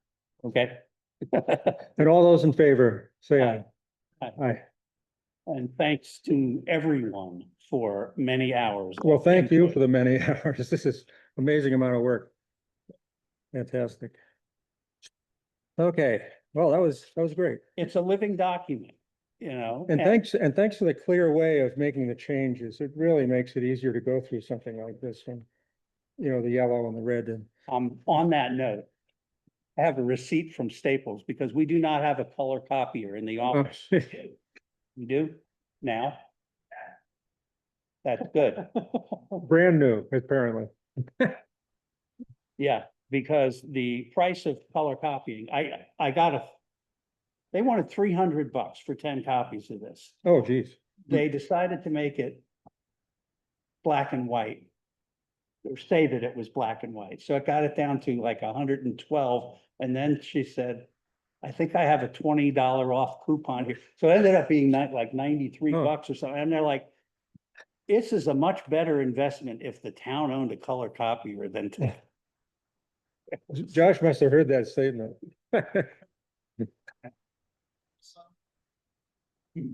Oh, I asked Jamie and she said no.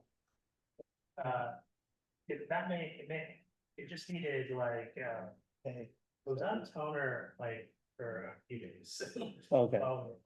But, yeah, Is it the been big, there the bi- since is it the big copy or a different one? no, it's in. In your office? Okay. Oh, where the red ink is, yeah.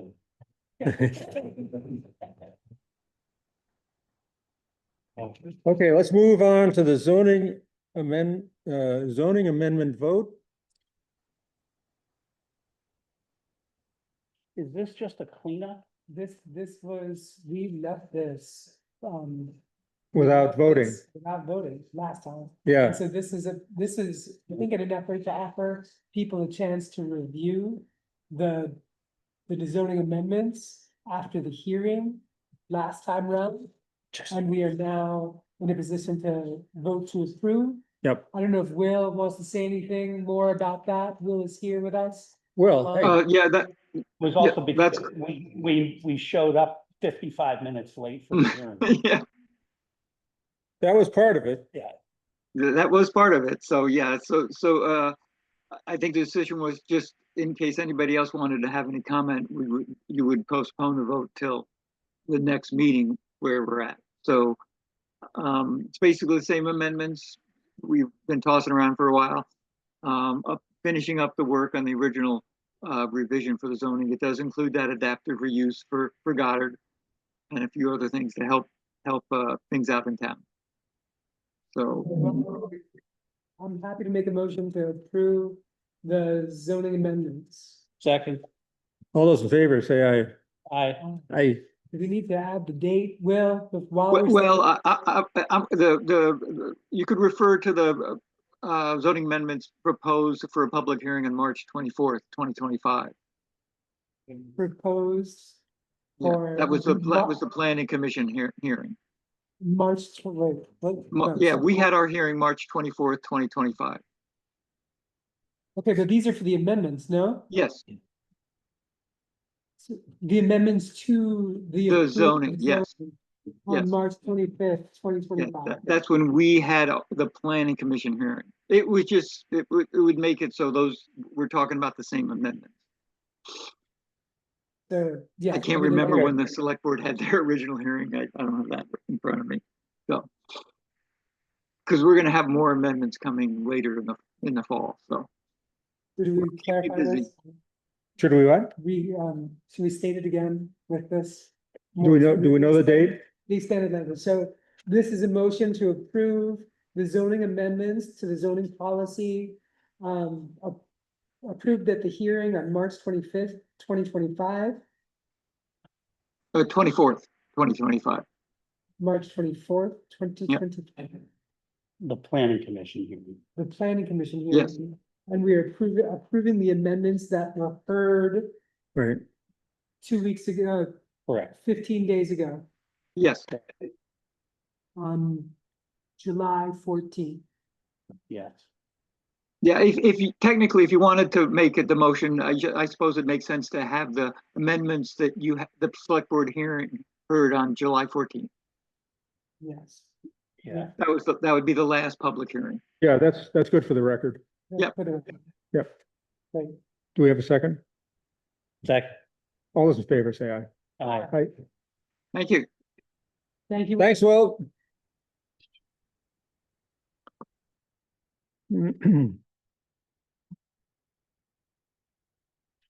Jamie. Still with us? She's muted. Yes, I'm here. Yeah. There we go. Okay. Tell Coming. us what you're up to. Hmm. Well, regarding electrical. Hello. I apologize. Can you hear me okay? Yeah, you're good. Okay. I apologize. It was kind of late when I sent you all the proposal, but we have had an electrician go down and check out the rec field, and because we've had various issues over the years, and so we wanted to get another opinion in there.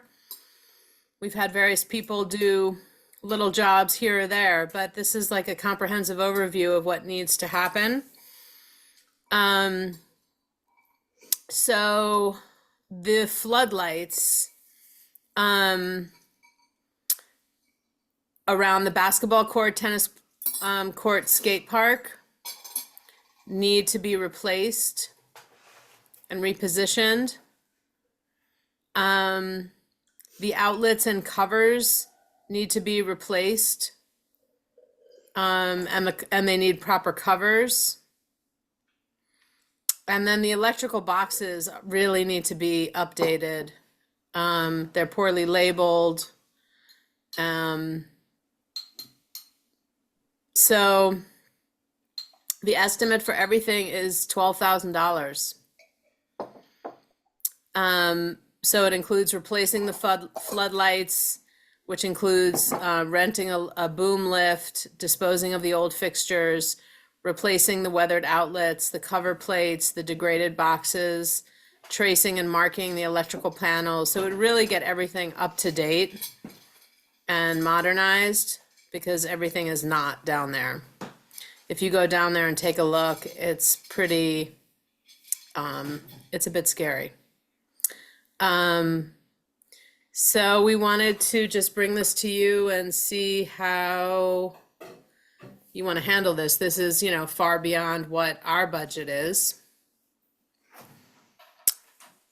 But it seems like it's work that needs to be done. It sounds like it could be a safety issue. Correct. Yep. And will the lighting be updated to efficient lighting? Correct. Yep. LED. Yep. Is there any thought about whether you want to add, say, outlets under the shelter or anywhere else? or- We have. There's outlets there. Okay, I have a question, Yeah.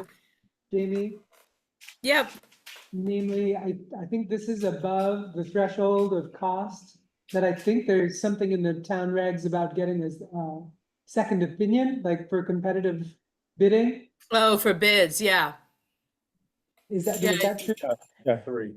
The town clerk here is saying 3 bids Okay. are required. Over $3,000. Over $3,000 is the threshold. Okay. I mean, I think we're all sympathetic to this, and I think we need to follow yeah, the policies. yeah, I agree.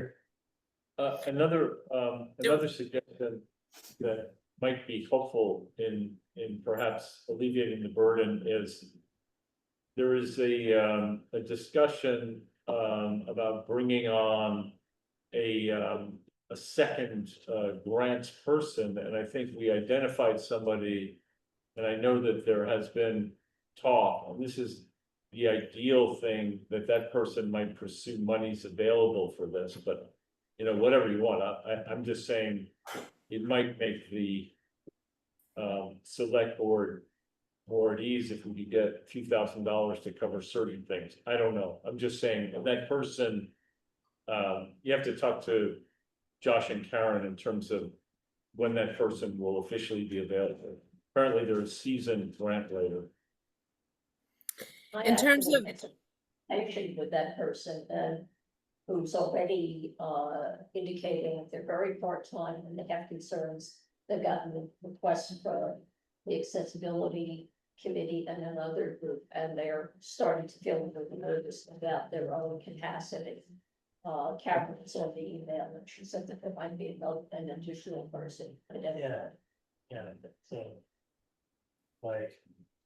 There was one person who we were kind of working with to get, to assist in a lot of these standard kind of regular submissions that municipalities undertake and to coordinate with the specific people who are doing, grant writing in that committee. But then, the second, new person, probably would be more suited to like these larger, more complex types of grants such as, installation. So, but we're working on a lot of that grant process right now to kind of, like spin up a good team and a process to get more money to come to the town without having the taxpayers to take Yep. that burden. I mean, For I think it's a worthy and it's important because of the safety issue for me. Especially with kids playing in the playground and all. So if you could get other people to take a look at the problem and what you want. We'll get a better handle on what the actual cost needs to be, and then we can talk to the grant writers. Yeah, Jamie, I wanted to just put this project in context with the other things that the rec committee is trying to do. I know there was talk at one point about a water fountain, a compostable toilet. I know the skate park has, major renovations. Where does this, have you prioritized these? And related to that, of the money that you received through your general operating budget, and also I know we put money in the reserve fund this year, has all that been spoken for? Or do you see some of that potentially being used here? I just share the bigger picture, if you would. Yeah. So bigger picture is the water fountain has been purchased already. So that project is pretty much in play. That was approved previously by select board already. So that's been purchased and that is gonna get installed. At some point in the future, we're sort of coordinating with the water department around that. The skate park is down the pike. That's, grants away, right? Yep. The composting toilet also is, grants away, right? That's gonna take more planning and more money. And I look forward to a time when there is capacity with, town grant writers to work together on that. I believe also in terms of the composting toilet, we were considering a moldering system.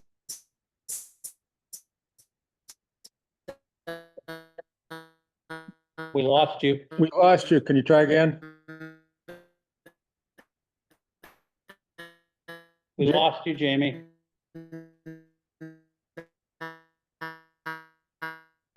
Is she talking? Thank you. That is transmission from another planet. Jamie, we lost you.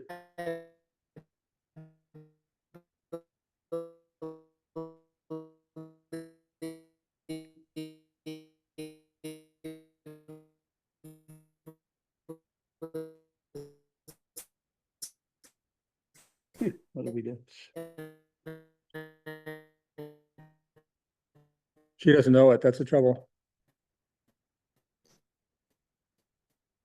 Jamie, we didn't hear the last 2 minutes and you're frozen on the screen. Oh, Yeah, she's got a real bad connection. She needs fiber.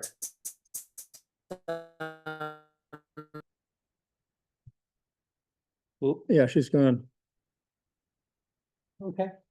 And then I think she may be trying to get back in. She'll try and get back in. Let's see if she does. we had covered the basics. Yeah, we covered the bases, I think. Josh, did you She'll have need to any- get some quotes. Thoughts on any of the funding here? You know, for like, you know, if we say like, okay, the select board, I think could,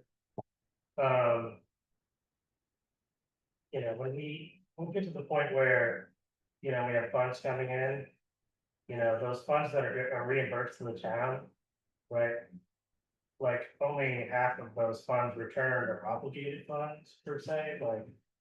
So if you make a decision for either reasons of safety or some other reason, you know, you could opt to like make a motion to do that.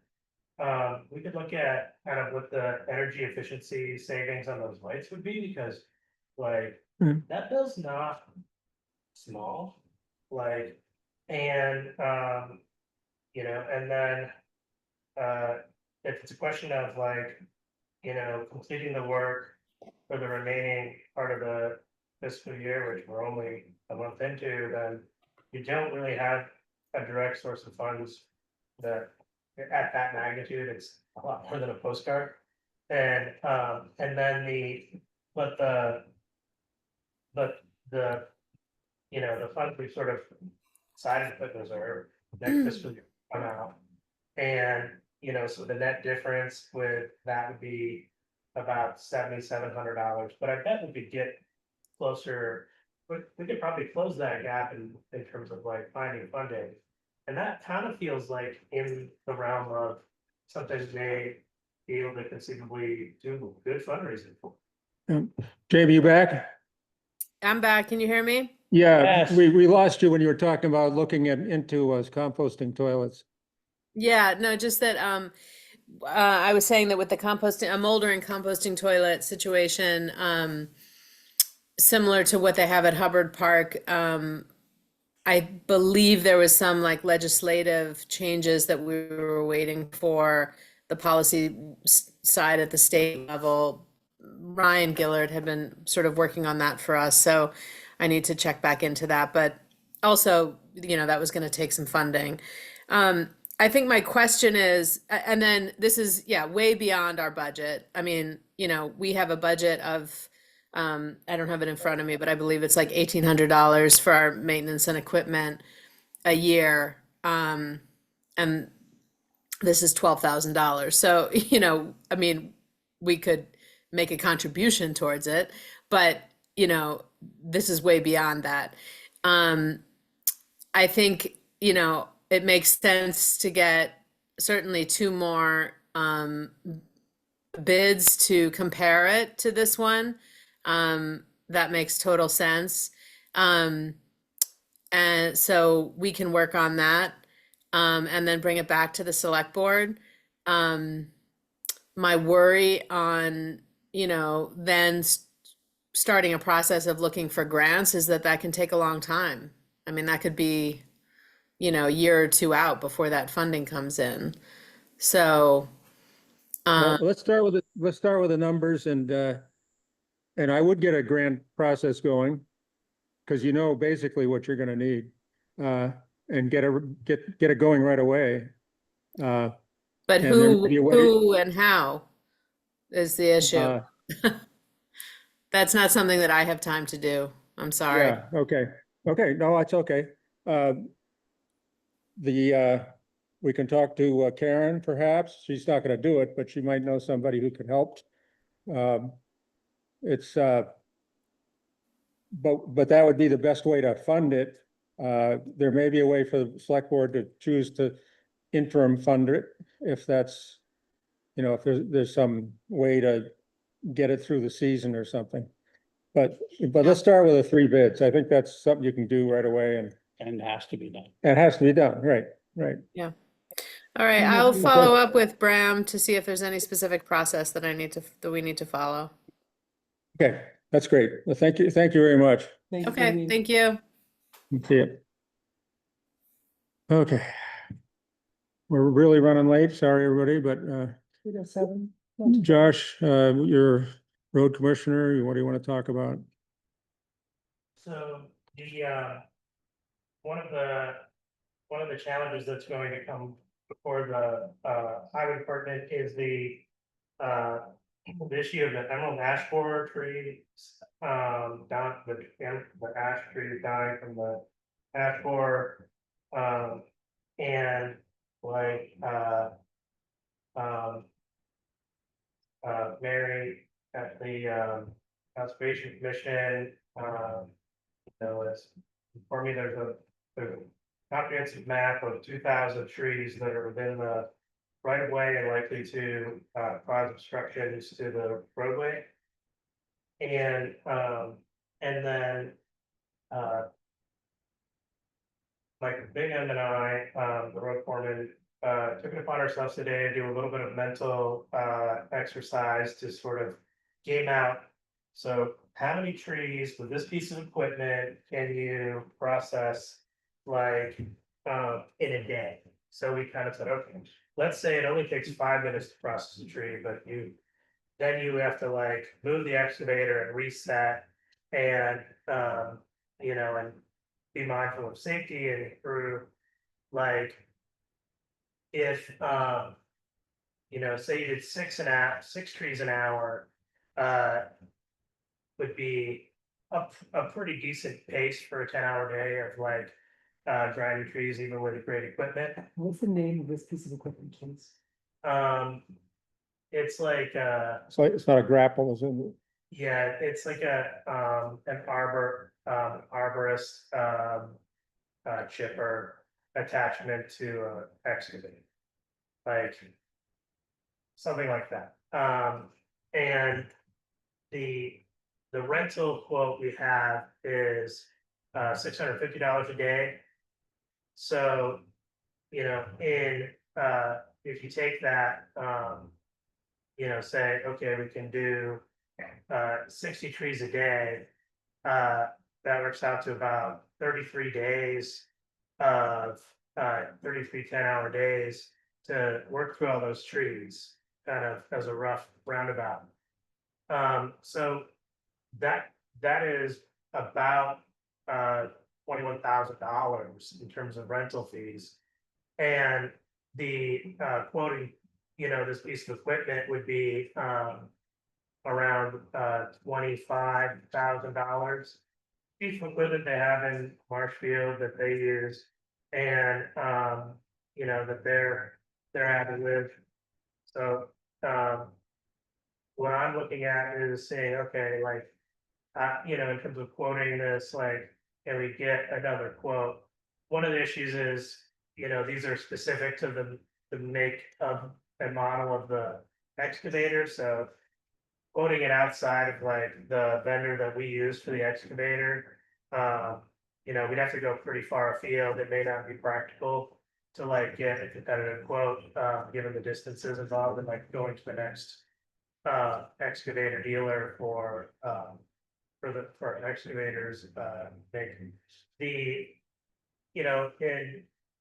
it's something that if it presents a hazard that the highway department is going to have to deal with. Currently, their only way of dealing with this is to do the tree work in that right of way, in the way that we're used to seeing people doing tree work with a chainsaw and ropes, saws, etc. And that's dangerous work. And it takes a lot of time. And the scale of the problem that we're trying to deal with is very large. And so I think the best course of action is to actually like look at our, where we are on balance with the equipment fund, and to explore getting this piece of equipment. It'll also, you know, it'll get this process solved in an efficient manner, but then we'll have this piece of fixed asset that can provide us with a few more opportunities in terms of building out these potential like areas where we need to do road work, you know, in terms of the road realignment and in terms of like opening up class 4 roads. We can do that very quickly. So that's where I'm at with that project. What is the length of the excavator arm that is in the town garage? Not sure exactly, but it's, you know, it's a pretty decent size piece of equipment. Like I would say it's a medium large excavator. It's not the biggest out there, but it can certainly handle trees, like ash trees up to about a 12-inch diameter, which is appreciable. So my question really is about not the ash tree diameter, but the ash tree height. Like if the boom arm is like less than 30 feet, or 30 feet or less, then any trees that's like 30 to 80 feet tall is out of reach of this piece of equipment. I don't think they work quite like that. I think they grab onto it and start grinding from the point of attachment and processing and chipping it. Like, so it's It works from the bottom. from wherever you put that, you know, chomp thing. Okay, The ones I've seen are, they have the grapple, grab it, and then a saw comes in. And then the machine can hold the stem that's, and then it's dropping it. and then just lower it down to the ground. But I think it's- that's a big excavator that does that, though. I don't know if yours would do it. You should see the excavator we bought. Okay, all right. Big. Like, you know, all of the other things I've explored, like what do, hiring a crew is going to be nearly as costly, and renting the equipment kind of obligates us to do that work during the rental period. We can't really address like urgent problems that may arise. Like owning the asset gives us the ability to kind of do the work in the way that is like makes sense in terms of the schedule. And so I think there's a lot of upsides. And have you all shadowed Marshfield at all? As they use this piece of equipment that they have in their garage? I'm not sure exactly what Michael's done, but he's quite familiar with it, so he can probably answer that. You know, like he seemed very like enthusiastic that this was like gonna save us money. Solve this problem of like, is what's gonna happen is we're gonna get a lot of trees in there. It's gonna accelerate, and it's going to be, a problem that we can, deal with as they fall down, but that's not an efficient and like or thinking way to solve the problem. And we have to solve the problem somehow. And I think like doing this equipment, like purchase and or enhancement. So we're enhancing the capabilities of the road crew to take on different types of work too, which is always. You have a point? Just, I agree with Josh, given the scope of the work, it would make sense, I think, rather than renting or hiring to try to do this in-house with this piece of equipment. I'm just curious, I was on the Ashport thing a while ago. Are there specific prohibitions regarding what we do with the processed trees? The particular dependent, like we had a more brief discussion, but I got more details from Michael after that. This piece of equipment is a chipper. And so it's strictly making wood chips. So it's gonna take that wood in that right of way and chip it in play. And so you won't have to deal with the logs or handling that. And so we don't have to bring in and transport that wood and et cetera. So the trees will be processed and it will be just spread where it is. Done. Okay. Yes. I'm bothered by this whole concept of such amount of time on our road crew, not dealing with the roads, but with trees. And I understand the public safety of trees falling down, but ash borers take a long time to destroy a tree. We've had some on our land. This report came from where? And it said how many? 2,000 trees, they're mapped, and it's from our conservation committee. Our conservation committee, so they map all the ash borers. I mean, I remember coming through an ash borer presentation here a few years ago. And going away disappointed that it's like, oh, the ash borer is this terrible dread disease, et cetera, et cetera. And the upshot of the meeting was, don't do anything. You know, and so they're like, okay, so why did I come to that Well, meeting? I can tell you that Plainfield is ground central or the central point of ash borers. Yeah, in our area. I've seen the map, Yeah. but it's like the trees are of different ages. And so how many thousand trees is that? 2,000. 2,000 trees. Is that all of them or just the ones of a certain age? And so then you have to go back or can you look at this project and say, Those are only the ones that are significant and likely to interfere with the road. Yeah, And so are there's- in the right of way. Yeah. so there's many more that are gonna continue to get it. And they're growing. We Yeah. took down 4 big ash trees and we already got a bunch growing from the seedlings. Yeah, So it's like never ending. yeah, exactly. Having the road crew be able to do it has some advantage, but I hear your point. It's a But concern. what'd you say, 55 hours or something? You know, at your calculation? It would It's- take about, it'd be about 33 days, I think, of work, which is, Days they're not doing other stuff well, on roads that need lots of other stuff. the other stuff they would be doing if they weren't doing this would be getting chainsaws out and doing this. Because it presents a true and real hazard. And it is like within the right of way and is the responsibility of the highway department. I get that. I'm just wondering if that 2,000 have to be dealt with at once. Well, we wouldn't deal with them at once, but we would have the asset to deal with them in an efficient manner that fit in with the other work. And, you know, during the cycle of the year versus, you know, having to work it specific to a rental period.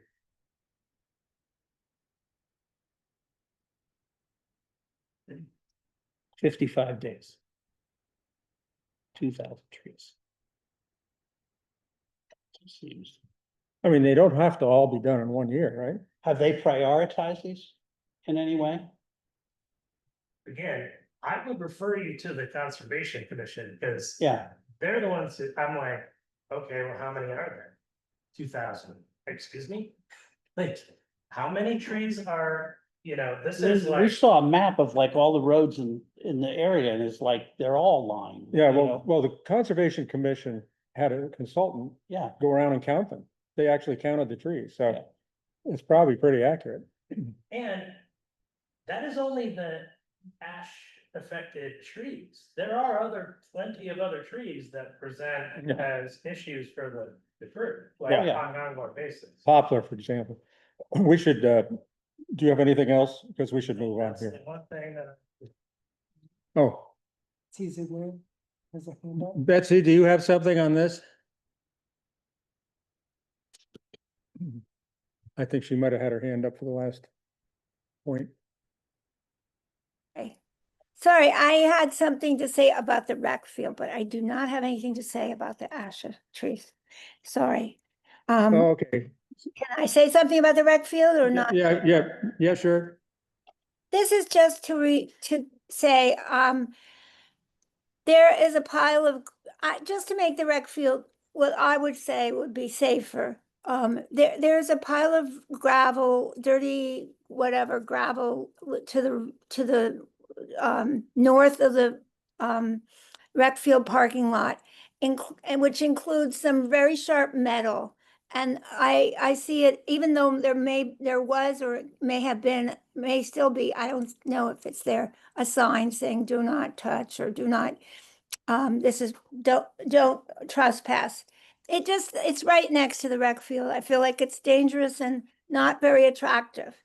I wondered if, what was next with that. The other thing I noticed when I come towards the rec field is, the Heartbreak home, building with the door open in the front with broken glass now, like bottles, drink, some kind of, soda. I'm not sure. I didn't examine bottles at the doorway. The back door is open. It's easily accessible. I just, again, say, boy, it's right next to our rec field. It looks like a really maybe inviting spot for kids and a very dangerous spot. My other complaint or whatever concern is that annually, the parking lot is just like, sort of like a minefield to drive through. And I know it's settled down, but I assume that comes from the water left from the excess snow that's piled in the rec field parking lot. I think if it were annually or periodically graded, it would make driving to and through out of the rec, into and out of the rec field parking lot a lot more civil. Yeah. I mean, we're trying to say, let's make Plainfield a beautiful place if we can. There's a Yeah. bunch of gravel left there, right near that spot that's sort of on the posts that mark the edge of the parking lot, and it just never got cleaned up from spring. So it could look a lot. Okay, Thank you. thank you. Yeah. Um. You all set, Josh? That was the main thing. Yep. So we have the select board response to the V-Chan's letter, which thank you for preparing and Yeah. send and planning to send, and I think we should, well, we'll talk about it, but yeah. I did get, I was at the meeting last night and I talked to Rebecca Ellis, and she said that I told her about the frustration about this intersection in particular, and she said, this is really a political, as you've said, this is a political situation. She said a 2-sentence email to Senator Al Welch's office saying, this has been going on 50 years. We have a dangerous intersection. We need to get something done. Yeah. Would actually perhaps help support this letter. Yeah, I actually had a long conversation with her. Oh, okay, as okay, you did well, it. Yeah. Sitting next to her during that and talking about the fact that, as Bram pointed out, Danville's thing was a congressional earmark. Yeah, And they're still doing congressional earmarks. And I said, would Senator Welch be interested in doing a congressional earmark? He said, well, we've missed the deadline for the 2026, so it would have to be 2027 to 2028 and stuff like, but sure. we're waiting that long anyway. So she said, she gave me all her contact information, so I great, think okay. we can make that request. Yeah, But I got to talking about it with, and as we say here in the letter, and this is for, the public that's listening, it's ironic that this intersection is the actual connection between the federally designated Brook Road and Route 2.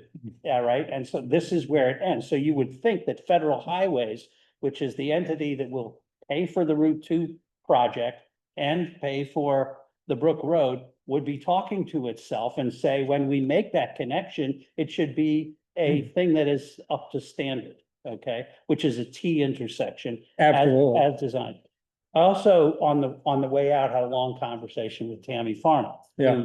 Who had this on her plate as a select board member and even after for many years. And she said, this went on for years. This was a negotiation. And she said, what are they coming back with? Is this like, there was like the low grade model or the high grade model? And the town clearly wants the high grade model. Yeah. And she says that's widespread feeling throughout the town, et cetera. And she says, this is ridiculous. Yeah.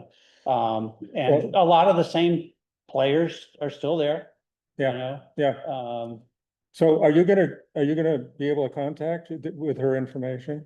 Yeah. Welch's office? Because I would Yes. suggest we throw in there an alternative route out of town. Yes, I mean, it seems to me it's part of the Second project egress. and a lot of, yeah. Yeah. as you've always pointed out. Yeah. And, I think if we put it in, maybe the earmark will Agreed, have something for that. Yeah, agreed. and, yeah, it's interesting. Yeah. Okay, so, what discussion? We've read it. Yeah. Do you wanna like share it with people? Are we just, Wanted It's a little long to Yeah. read, if you will, fair enough? but, it's available if people want it. It'll be a It's, part of the note? it is linked in the agenda. Yeah. Yes, Great. yes, In Yes. that case, I make a motion that we and it, approve this letter and, Okay. and offer authority to Peter to send it. yeah, okay. I would, I think, to I think I had it signed by all of us, but, I can change that and just sign it myself And then- on behalf of. so did your motion say that Peter What would is have the- authorization to sign it and send it? To whom is it going? This is going to Patty Coburn, who is the person who came and did. And it's copied to our entire legislative delegation Yeah, and we'll send it yeah. off to.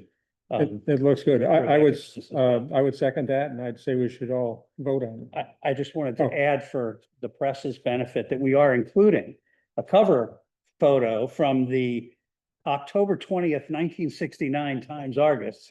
Little before my time. And the intersection looks exactly the same. The Yeah. trucks are older. Yeah, but well, it looks- says Plainfield Appliance Store down below. But the caption is as at the Plainfield Inn has been, quote, an irritating question in the community for a long time, unquote, according to a Plainfield select man. I would point out that 56 years ago, the culture did not say select board. We Right. had a select woman at the time, but she was a select man. Yeah, Christine yeah, Hutchins. because that's the way you did it. Right, the town board of selectmen has appealed to the state highway department to take measures to decrease the danger and peekaboo aspects of the corner without concrete results. Nothing Right. has changed. Drivers moving into Route 2 see a guardrail instead of oncoming cars from the steeply sloped side street. Yeah. Nothing has changed. So let's, so we have a motion, I seconded it. And for the public, I would say that, repeated in this letter several times is, we do not accept their downside proposal. Right. We want the big project, but they did propose some interim stuff, and we have proposed some interim stuff back, which is crosswalks, here at the library. And possibly a light. Is that part of it? And signalization, they eliminated signalization in the first reasons unbeknown, but we had a good experience with the temporary lights when they were doing the We repair did, on yeah, this bridge. yeah. And so, yeah, traffic got backed up a couple of times, but no matter what project you do here, there's gonna be No, yeah. traffic disruptions, so, you know, it needs to happen. Okay, shall we vote? On the Oh, I'm motion, sorry. Just sorry, on the motion, just can you make reference that you're authorizing Peter to sign the letter? The way it reads now, Carl signs the letter, Yeah. so maybe you should just have that in Yeah, the motion. didn't you say that? It was Maybe said by not me, so I can amend the motion. Yeah, I please. make a motion that we approve this letter to Patty Coburn of V-Trans, that we authorize Peter Youngbear to send the letter on our behalf, on the select board's behalf, Yeah, and I'll second that, about the Route 2 intersection. and we'll vote all those in favor, say aye. Aye. Aye. Thank you very much, Peter, and the Patty too, who's not here, but that was good work. Okay, I do want to point out that they did paint the crosswalk by the post office. they did, and I saw them out here with surveying equipment, so they're doing something. Yeah. But we need the full thing. They're doing something, whenever I see them surveying a road that already is like, did it move since the last time you surveyed? But I would also note that there's been a lot of activity at by the curve at Goddard recently. They're also in Town Avenue and Paper Meadow. Yeah, but they're monitoring the movement of Yeah. the Dead Man's Curve there. Yeah, You know, I think they were monitoring it like once a month, but they've been there almost every week. oh, no And kidding. there I were, hadn't there noticed was a that. crew out there yesterday, so. Josh, do you, Can we get a report, do we get reports from the state on what they're finding there? no, If we do, they don't do. as road commissioner, they don't come to you. There's, They see it as their issue. yeah. Yeah. There's no like process that I'm aware of by which they notify us when they are working outside of. Or really anything. Like, We have a town treasury report. Is there anything to report? I could, but if you don't want to, go. Well, do you think the community would want to know anything?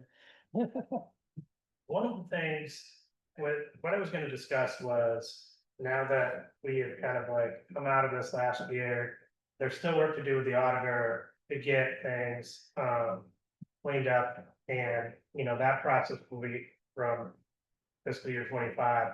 That process will be ongoing, and, you know, in service of the budget creation and the, you know, preparing for town meeting.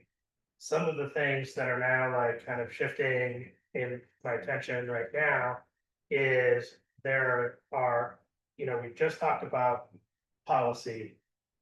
The town doesn't have like comprehensive policies and for our financial transactions and procedures. So one of the things that has come out recently, Vermont League of Cities and Towns created a new procurement purchasing policy, which is mindful to the fact that we are having a lot of situations where we have to go get money from the federal government and spend that money.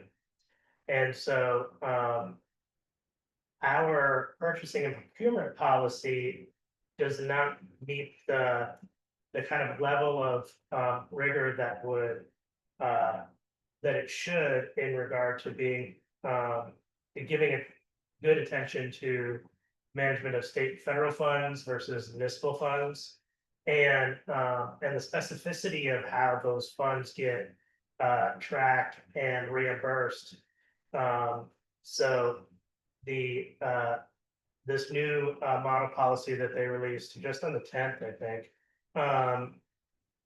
creates that architecture of like for the town to have that division and to understand the fund accounting, how we should create these things so that we're maximally compliant in terms of handling that, the federal funds and the municipal funds, and keeping them separated and understanding that separation. It would have made things a lot better last year and the year before, but that was then, this is now. So what I would like is, you know, for either members of the select board or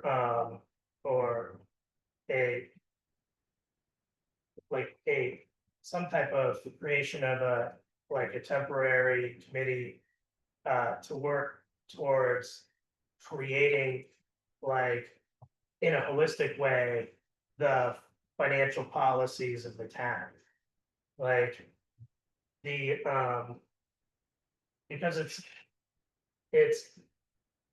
it's quite a bit of work and there isn't much there. And what was created wasn't necessarily cohesive in its design and implementation. And so that's, in terms of policy, that's kind of what I've been focusing on this week, and process.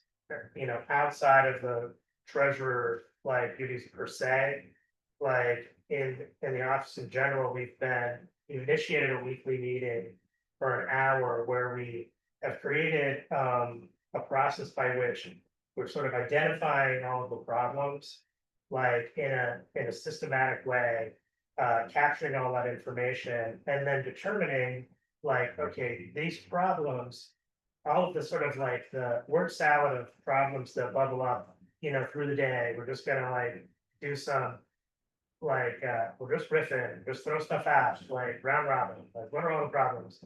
Capturing all of those, and then we've gone through and we've sort of identified, so say 35 distinct problems that the four office staff have done. And so in the process that I've created, what we're doing is we're saying, okay, there are certain there's certain drivers for like why we want this to change, you know? And those drivers would be to either to reduce costs, to be more compliant, to have a higher quality of service, to have a better lifestyle for the workers and their operation of their daily duties.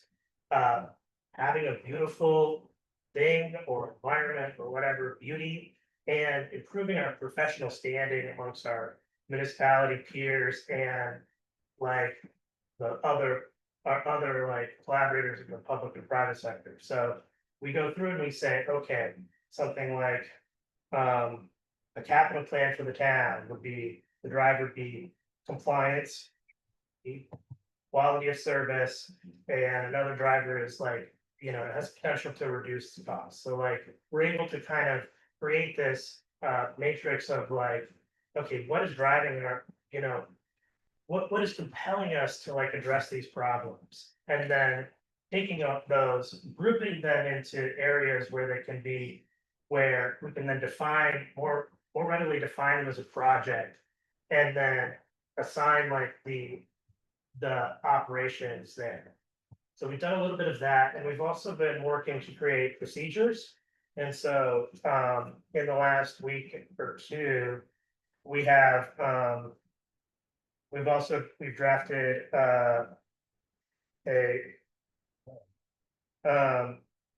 like we've created a you know, we've been working on this a little longer than that, but we have a draft record retention plan, like, and because we don't have an established record retention schedule that delineates what we think, how we should be managing our records. And every town has some liberties in that regard. They just have to be compliant.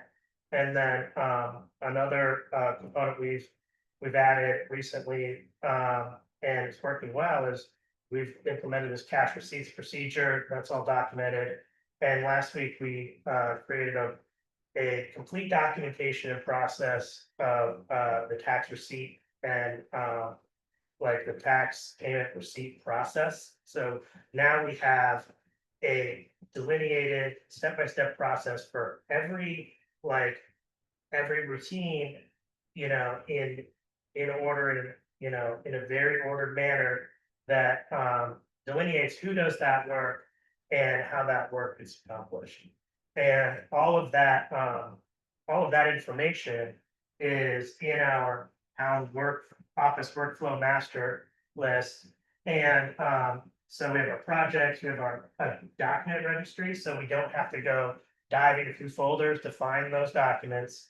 And then who is the steward of that document, when it was last modified, its next review date, and a link directly to that in the drive. Because it is in the shared drive for plainfieldvt.gov, it lives with that in perpetuity with that G Suite domain. So this will continue to grow as the months and weeks drag on, and we continue to document these processes. So like we're getting we're now kind of getting sort of some momentum and drafting these processes and procedures. So we've had a lot of like really good work, but it's all kind of outside of the core work. It's the meta work around the work to kind of make things flow. Yeah. So I really appreciate you doing that, and it means that we've kind of left a crisis mode in the office, it feels, and now you can focus on things like this, and that's really important, because this is for the future, and you have to be out of crisis, be able to And think. The fact that the four of you are doing that together means you're all invested in Yeah, the outcome, which is a nice chemistry. Yeah. and So, you know, sometimes you generate process documentation and all of that kind of assembles into a policy, and sometimes you need a policy and that policy generates process out of it, you know, and it's really, you can get there both ways. And sometimes, you know, it makes sense you want to work that process on both ends and be iterative. So, you know, like my coworkers, you know, they're on board with this, and you know, we have a consistent plan and time schedule. So really, like, big improvement in our kind of potential for operational like efficiency and Good. Thank you. Yeah, keep us updated on this. Oh, yeah. You asked about, either somebody from the select board or a committee to work on this policy. financial policy or something. We also, Bram, I know, has been trying to get us up to snuff with ordinance enforcement and the municipal ticketing. And I can tell you, that's gonna be a big lift to go through our ordinances. I know Bram and I don't know if anybody else sat through the League of Cities and Towns training just recently on that, but for example, to enforce zoning, according to the ticket thing, they have to have, a warning system, and then they suggest a tiered, first offense, this, et cetera. The ticket bureau charges $24.50 for the minimum, as their share of what is taken in. Right now, if you violate the sign ordinance in Plainfield, it's $20. So we would lose money on it. So we have to update stuff. And I had a brief conversation with Will Colgan about this, email back and forth. And I mean, we're gonna have to sit down with because you're talking zoning bylaws, so that you have to follow a different process than we would for, It's every, health. it's every department for which their ordinances. Yeah, and so, we may want to select board sit, how are we gonna bite off that one or the financial policy one and stuff, but as a future agenda. item. Financial policy one isn't gonna be as onerous. As because big. The model policies that the LCT have are Yeah. well drafted and taken a lot of information, broadly speaking. The reason I'm asking for work outside of what I'm doing is because I want to make sure that I'm not the person who is solely delineating the policies and then implementing the processes and performing the work altogether, because that is a bad way to have good governance. I mean, just an idea. You're obviously deepest in this and are in the best position to draft policy. I mean, periodically, you could send us that email, this draft policy for us to think about, look at, read, and then respond to. There are gonna be these reports with any feedback, Right. because that gets all of us. But in my assessment, the more important thing to me to focus on is procedure. Because, I'm not the person in the oversight position, I'm the person in the operations. I see. That And makes sense. so I have a lot of work already in terms of creating the processes and procedures component of that. And which I'm doing quite a lot. So it's not to say that I wouldn't be perfectly happy to do find and replace on a document, replace name of municipality with town of Plainfield. I'm real good at computer math, and I can do that, right? But that I think would overstep my role here in terms of being the operations versus oversight. I do, thank you. I had operations rather than policy. One of the things that came up in the personnel policy and the to-do stuff was the step increases. Where are you guys at in terms of the research on that? Oh, everything happened the way it was supposed to happen and nothing on it. So we don't owe anybody anything. We don't, everything's fine. That is wonderful news. That is good news, yeah. Hold on. And all I had to do was do some real good Excel formula. Yeah, I mean, it was difficult to tell from the minutes, and we had a log, and we went Yeah. back and checked and stuff, and but Well, no, thanks for checking on that too. So we're getting really late and I'm getting fried, and I think other people are too. We were gonna talk about a bond sequence, but we are not gonna do that. And we've done the liquor license. Can we approve the draft minutes for 7/14? Make a motion to approve the draft minutes for 7/14/25. Second. All those in favor, aye? Aye. Aye. And the warrants, please. Make a motion to approve the warrants, accounts payable 7/17/25 and payroll 7/24/25. Second. All those in favor, say aye. Aye. Aye. Next board meeting will be 8/11/25, 6 o'clock here, and we'll see you all then. Could I just double check? I'm gonna clean up now that we've adopted the personnel policy, so I'll Yes. take out the red ink and, you know, do the renumbering and stuff, so everyone, all the employees will get a fresh copy. There's just one side note, I forgot to mention this when we were going through. It says that when you become a new employee, you get a copy of the personnel policy, and then there's an appendix, which is your health insurance plan and your other dental plan. But there was another appendix that was referenced, which was the inclusion policy, but there is no separate document. Oh, there's no There document. was no other separate thing. It was printed in full in there, so that was just a little bit. So I'm gonna clean that up, do the letter to V-Trans. Yes. Sign just to myself, and then also follow up with Rebecca Ellis, and Senator Welch. That'd be great if you could do that, I because you will had do that that, okay. conversation with her. And then one more piece, so that was the next regular select board meeting was the 11th. Yes. And there apparently is scheduled an Agency of Natural Resources moment on the 5th. No, I changed that. To what? I changed it to be not on a select board meeting. It's just an informational meeting. It's the group that came to talk about the Brook Road. Brook Road and the brook. And there's no, I mean, we can be there, but there's no official, Okay, do we have to warn it? no, that's why I wanted to not have it a board meeting. So they're doing it the same night as our meeting? No, that's the 5th, It's on the third meeting. Okay. and we're on the 11th. Okay. Okay, I just wanted to clarify. No, it was confusing, because, yeah, it was confusing. So, but I got it straightened out with Jamie and with, Thank you. Yep. Thank you. Yep. All right, motion to adjourn. Second. all those in favor? Aye. Thank you. Thank Thank you all, yes. Really sorry for so late. Craig, you're a sport. Do we end the recording? We end